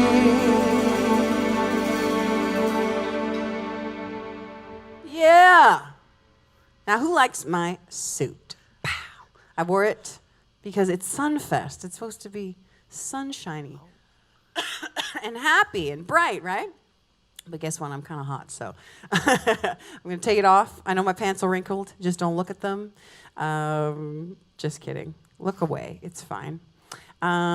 So I'm really excited to be sharing my albums with you because, you know, it's been a labor of love. And I released this this current album that I have out February 24th of last year. And then guess what happened? Yeah, a worldwide pandemic. Really weird, right? So I feel like these are my opportunities to tour and to reach you all, and it's been such a blessing to be able to do shows just like this. Also, guess what? It's February, which means it's Black History Month. And I love celebrating this month, of course, but this year feels really different, and it feels like we've all gained this beautiful awareness around us, and I'm super excited to be presenting this show in Black History Month, and I hope that you are all celebrating and doing something to make your lives richer and more informed and fun and free, even if it's just watching this show. So thank you so much for tuning in, and this next song is from my very first album, actually, and that was released all the way back in 2008. Y'all, holy, that's a long time ago. And this song is called Hurricane.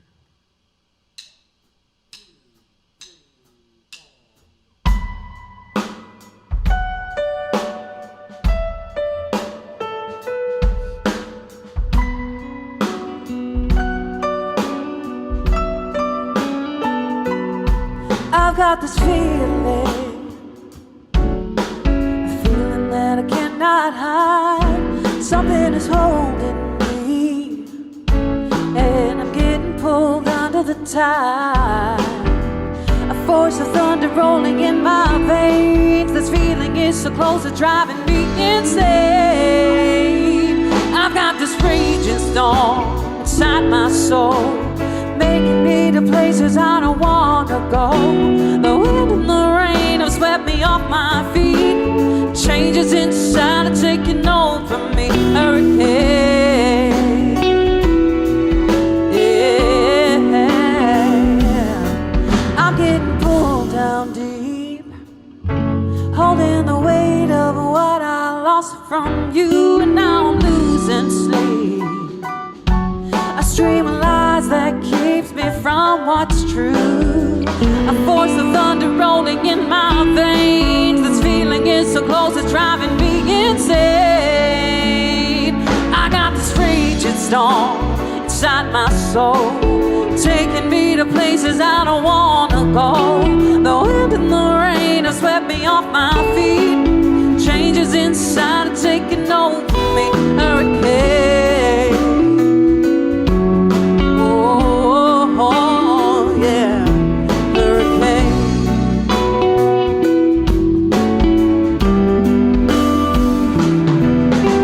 These feelings got me spinning around. It had my heart, but now I found I'm in control of what I'm needing. Now I'm living my own way.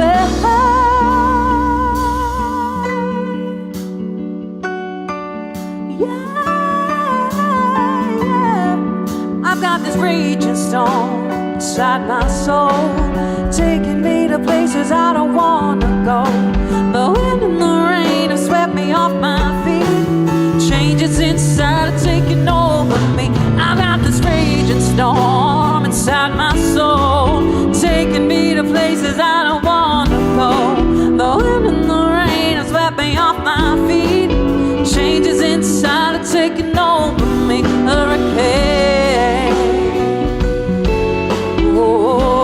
oh yeah, hurricane, yeah, hurricane, oh, hurricane,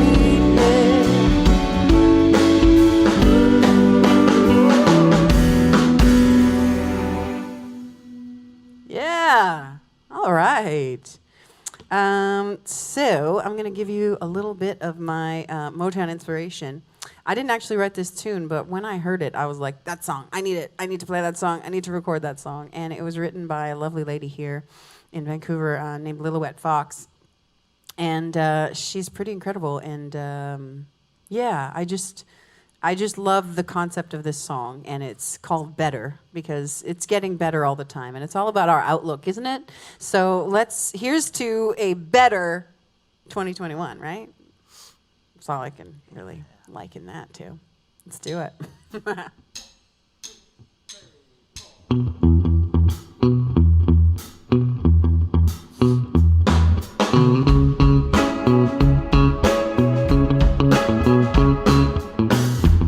It's getting better all the time,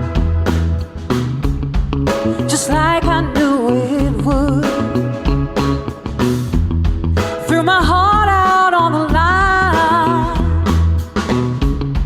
and it never felt so good. We've come so far, and I'm so proud. I wanna say I love you right out loud. It's getting better, yeah. Better all the time. Better when I'm with you. Better all the time. Better all the time. It's getting better all the time. Since I placed my bets on you, when I played against the odds.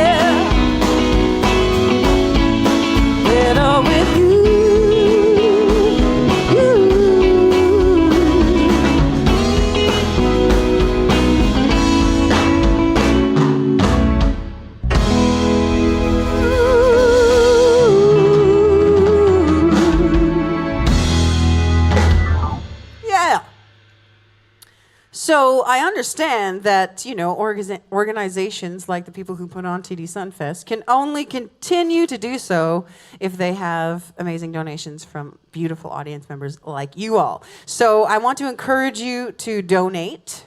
And you can do so by visiting, I just want to get this right, sunfest.on.ca, so sunfest.on.ca. So check it out, go, donate what you can. I'm sure $2 would help, but 5's cool too, maybe 10. If you got a 50 hanging around, who knows?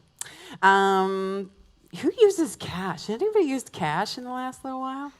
I feel like I'm like Richie Rich. I've just been collecting cash in our safe at home. No, I shouldn't say that, should I?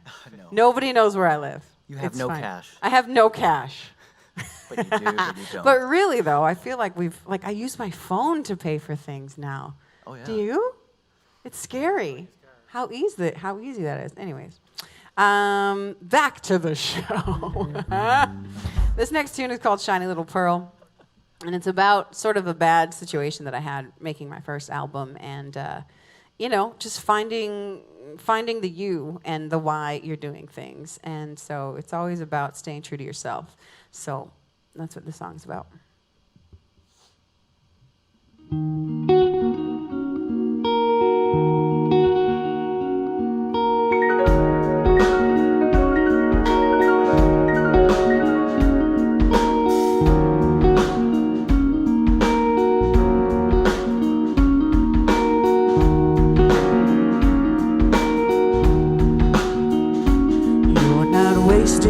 Time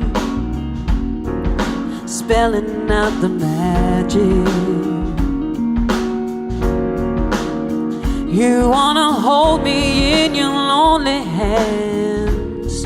That'd be funny if it wasn't tragic. It's not hard to realize it's in your eyes. You're darker than you seem. And I'll be damned if I would stand around and let you take a ride on my dream. But I can see the clouds coming with the rain. Baby, you're insane, 'cause I'm not your Friday girl. I'm not your shiny little pearl, I'm afraid. Don't see me. You could be giving me a sign, yeah, showing me emotion, like there's some kind of living rhythm in your heart, some kind of motion. There's not a single little tiny bit of doubt. You want me falling for you. You think the stars are spinning circles in my eyes, so you decide to play me too. Yeah. But I can see the clouds coming with the your Friday girl. I'm not your shiny little pearl, I'm free. You don't see me. Well, I can see the days ahead. I've been making changes. The tables turned, your ego is burning. You wanna start again. Just start again. But I know I'm no Friday girl. I'm not your shiny little pearl, I'm free. You don't see me.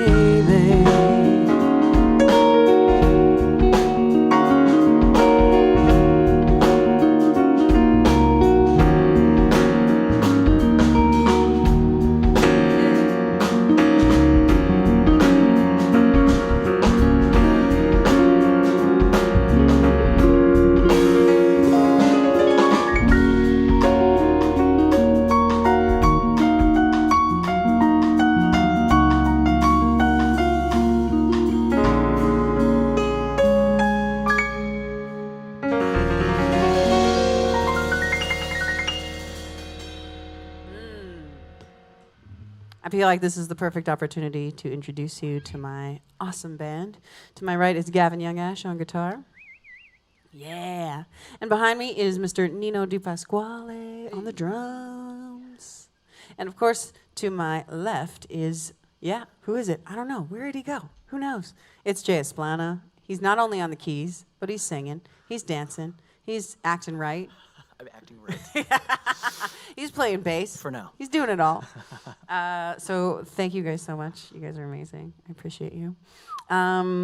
This next tune is actually the flip side title song to the Bloomburn album, Burn. So this one I co-wrote with on a team at a songwriting sort of, I guess you could call it retreat or like course here in Vancouver. And I collaborated with two amazing songwriters, Leila Holt and Ricky D'Souza. And feel really good about this collaboration, and I really like the song so much that I asked them if they would be okay if I recorded it. So here it is. It's called Burn, formerly known as Paper House in production, and it didn't sound as good as Bloom Burn. It sounded like Bloom and Paper House, which is weird, right? Anyways.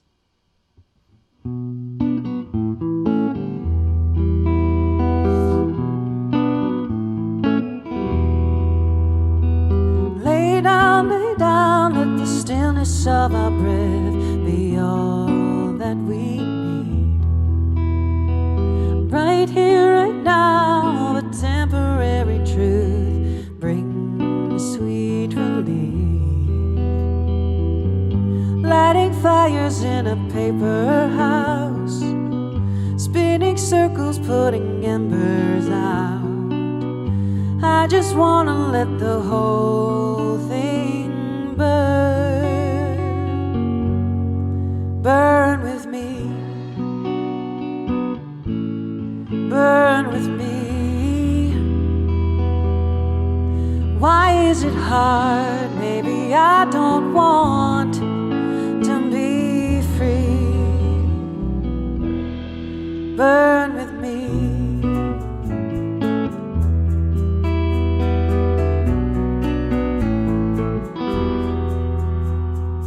Been here before, playing and pretending what we could be. Too tired to fight, cover me in ashes, stay close to me. Fighting fires in a paper house, spinning circles, putting embers out. I just wanna let the whole thing burn. Burn with me. Baby, burn with me. We're falling apart. Maybe I don't want to be free. Burn with me.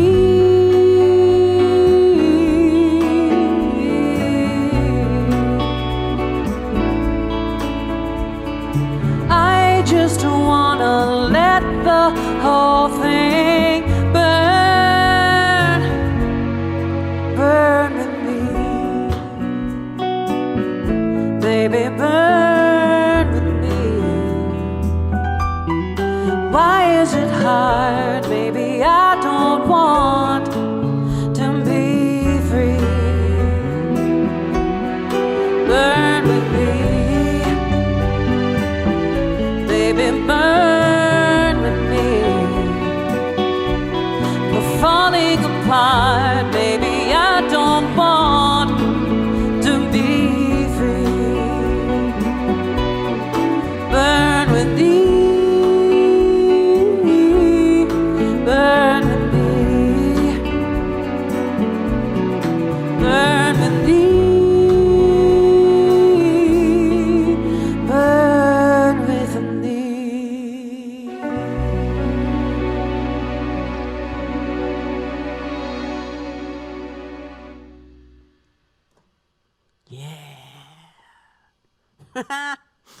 All right. I can't be that serious for too long. It's just not in my heart.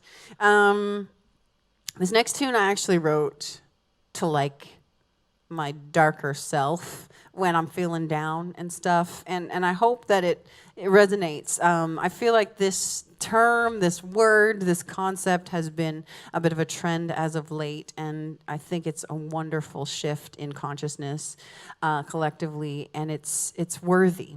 I feel like we all deserve to be to consider ourselves worthy. And it's funny, while I was creating this song and writing this song, which was probably about 2 years ago, India Ari was also coming out with this very same concept. And then, of course, you know, I think these things sort of simmer, and then through artists and other ways, they really pop and come through the surface. So this is to myself, to you, to anyone who needs it or doesn't. You are, and we are, and you deserve to be worthy.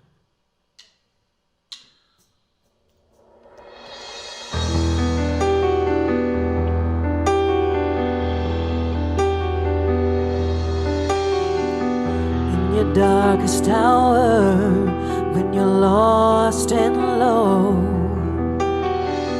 when you feel abandoned, left out in the cold, when you're down and out, far away from home, hold on, stay strong, yeah. Don't you know you're made to be loved? Silver lining in the clouds above. There's no stopping you now. It's hard to look past the pain. You're the spark that ignites the flame. You'll fly. Your life is worth fighting for, so keep striving on. You'll survive the storm. Know that you're worthy, it's alright. Keep up the fight, let your light shine. Know that you're worthy. When you got no shelter, no peace to be found, life seems unfair and people let you down. When your burden's too heavy and you feel overwhelmed, hold on, stay strong, yeah. Don't you know you're made to be loved? Silver lining in the clouds above. There's no stopping you now. It's hard to look past the pain. You're the spark that ignites the flame. You'll fly. Your life is worth fighting for, so keep striving on. You'll survive the storm. Know that you're worthy, it's alright. Keep up the fight, let your light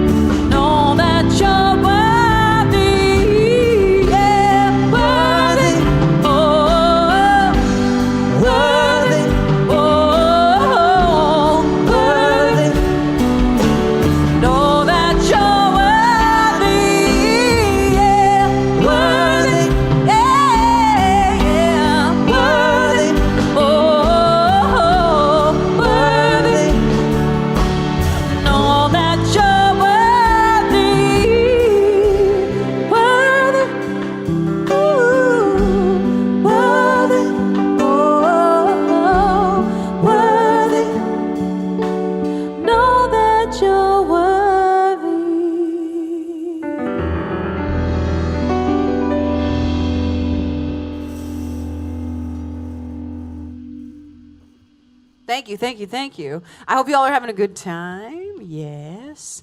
This next tune is, I guess, something you can kind of dance to. The last ones were not as much dancing tunes, but let's pick it up a little bit. I've never been to TD Sunfest.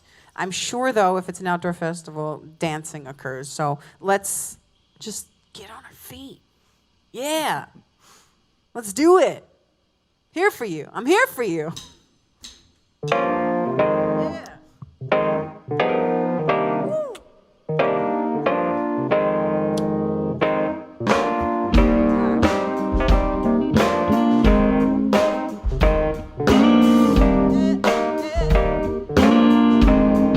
I know you're feeling lonely. Well, baby, not anymore. Honey, just reach out to me.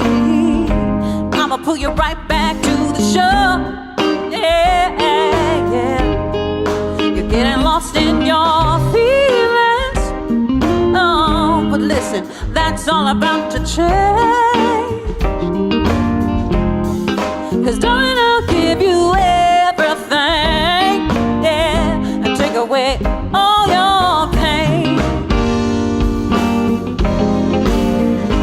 I'll be here for you when you need me. I'll be here for you. I'm never leaving. I'll be here for you for now and nevermore. We all got our troubles, but that's the name of the game. Life is giving you lemons, lemons, baby. You got to drink that lemonade. When bad times knock you down, you're getting back on your feet. Although your day was bitter, bitter, baby, I'ma make it all so sweet. I'll be here for you when you need me. I'll be here for you. I'm never leaving. I'll be here for you for now and nevermore.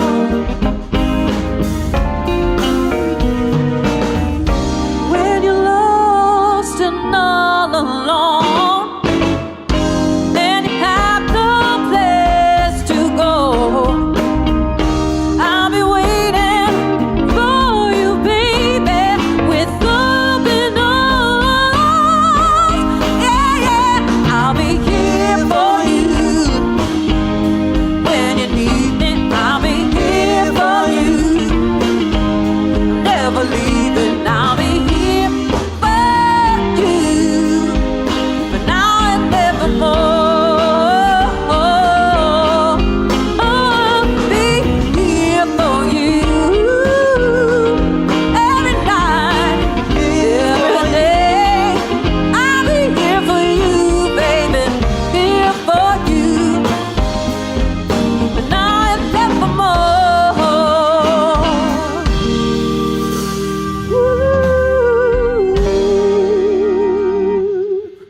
Yeah.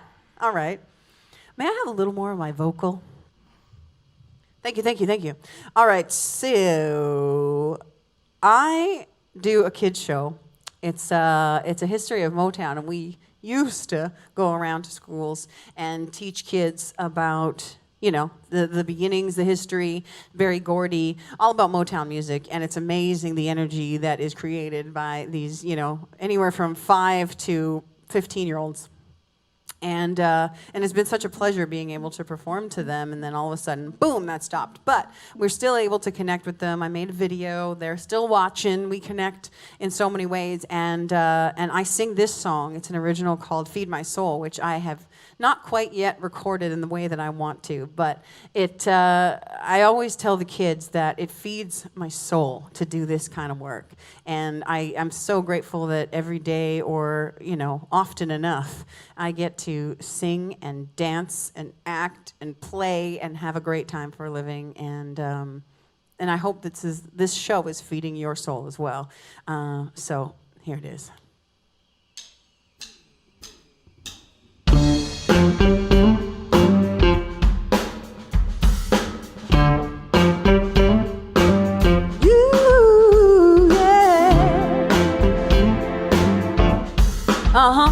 Yeah, babe.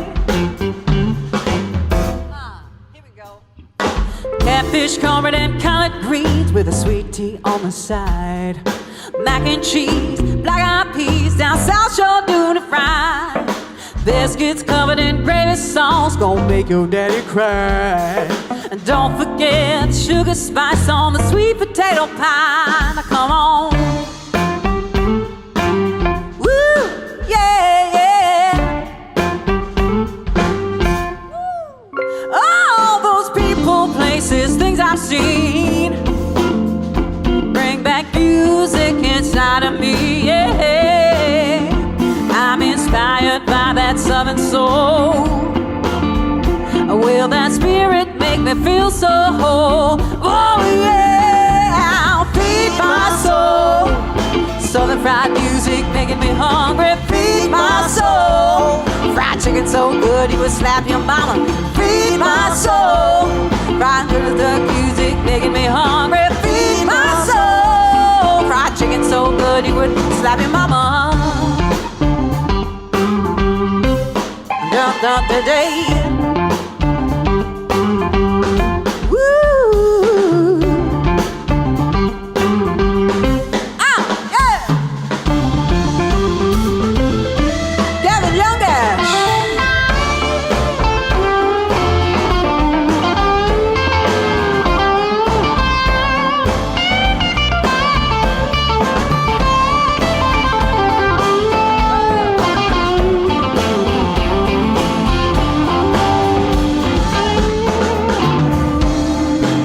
Give us a little something.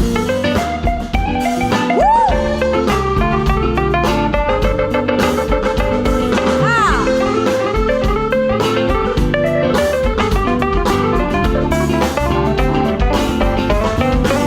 Vino.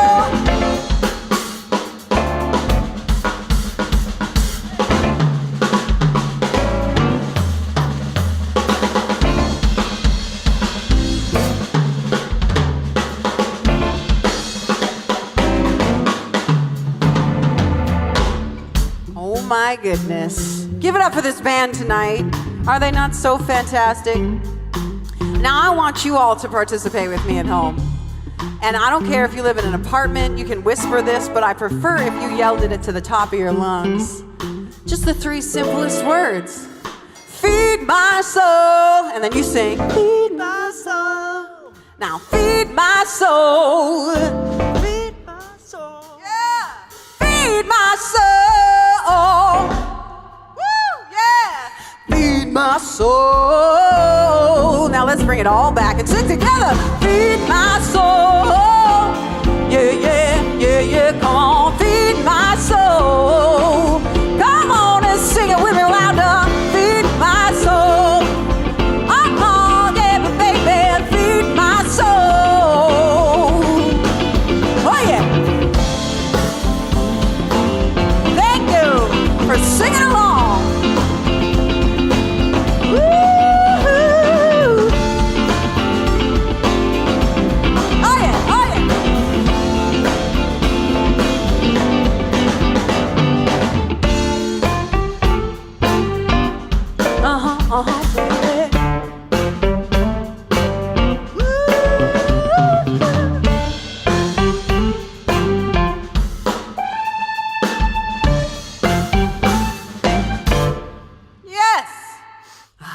That felt good, didn't it? Like cathartic to sing. So nice. All right, listen. Time flies. We're having a good old time, doesn't it? We just have a couple of songs left, so I want to say thank you again to TD Sunfest. Thank you again to the sponsors for making this happen. Go out and donate, sunfest.on.ca. And happy Black History Month.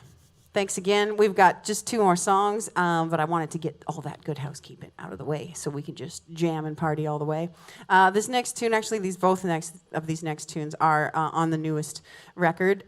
This one is, well, actually, we paired up with it's called the Dixon, it's just called Dixon Transition Society here in Vancouver, which helps mostly women, but anyone in a domestic violence situation to transition from bad to hopefully better.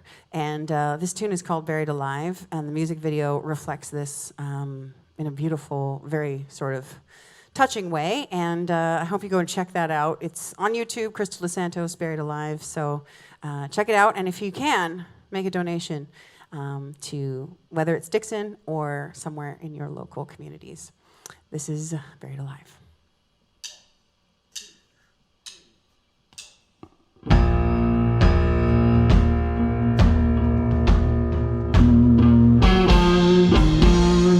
Lay down in the dark of the night. Feel the dirt on my skin. It's colder than ice. Screaming so loud, the echoes inside my head. Only silence around, so deep underground. I won't go down like this. I won't be drowned like this. Tossing and turning, I'll claw my way out to survive. I won't be buried alive.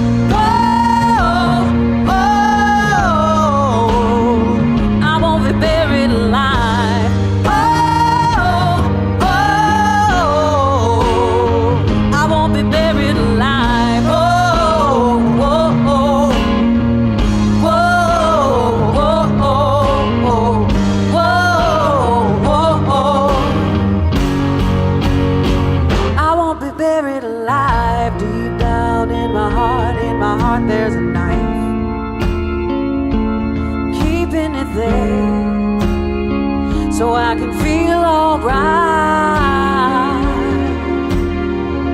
Release the poison from my veins, cut it out before I go insane. I won't go down like this. Tossing and turning, I claw my way out to survive. I won't be buried alive. Oh, oh, I won't be buried alive. Oh, oh, I won't be buried alive. Oh, oh, oh.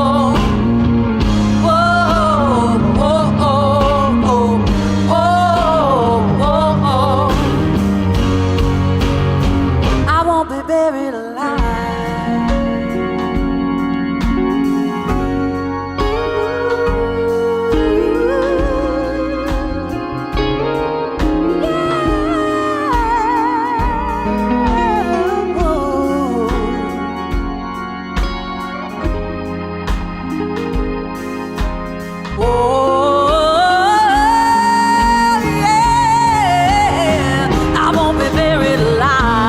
Oh,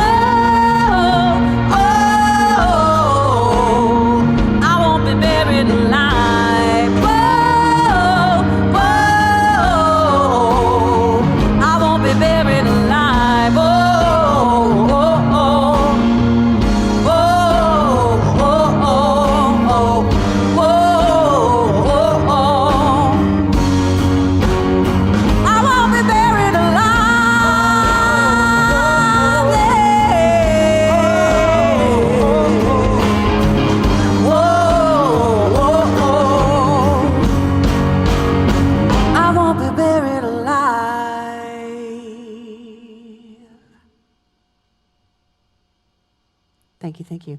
This is the last song that we have tonight. Thank you so much for tuning in. My name's Krystle Dos Santos. Give it up for this amazing band. Gavin, Nino, Jay. And thanks again. You guys are amazing. Appreciate you. I hope to see you in person so soon. And yeah, happy Black History Month.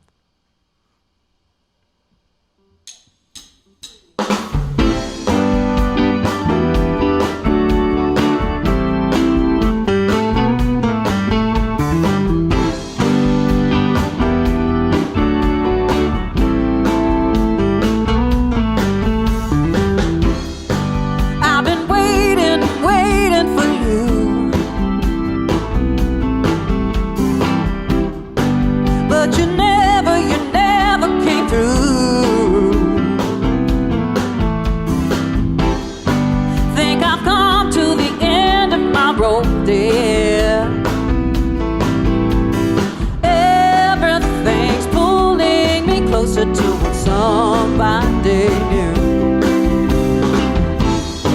Your promises worked every time, baby. I keep putting my heart on the line. I believed all the lies that you told me. Everything's pulling me closer to what somebody knew. Don't turn back, walk on, just walk away. You're on the right track, you're just a step away. Hey, hey, just walk on through. I can see that our time is done, baby, but you make it so hard to move on.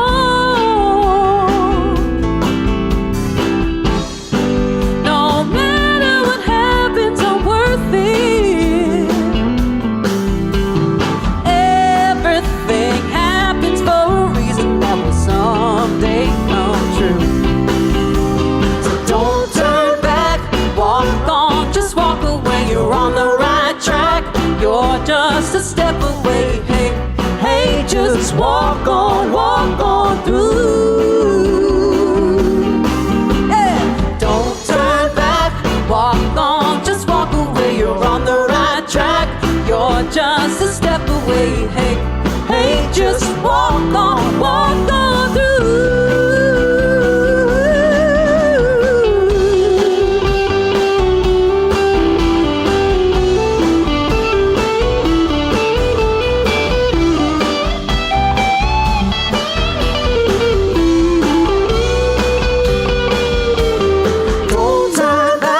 Walk on, just walk away. You're on the right track, you're just a step away. Hey, hey, just walk on through. Yeah, don't turn back, walk on, just walk away. You're on the right track, you're just a step away. Hey, hey, just walk on through.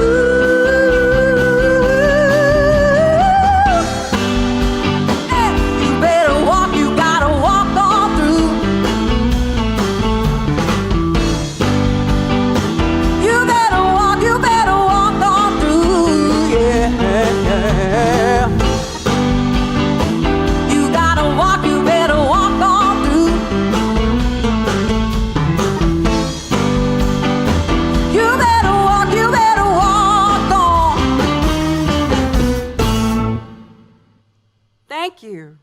Good night.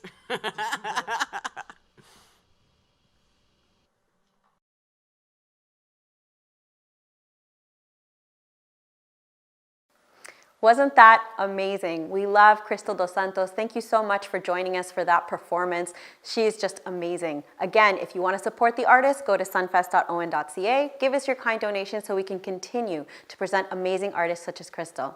Thank you once again to Dalton Higgins for moderating and curating the Black History Month panel that we just had. We'd also like to recognize the support of the Government of Ontario and the Department of Canadian Heritage. Thank you so much for allowing us to continue to put on these amazing types of events. Once again, my name is Mercedes Cachat. On behalf of the Sunfest Committee, have a great night.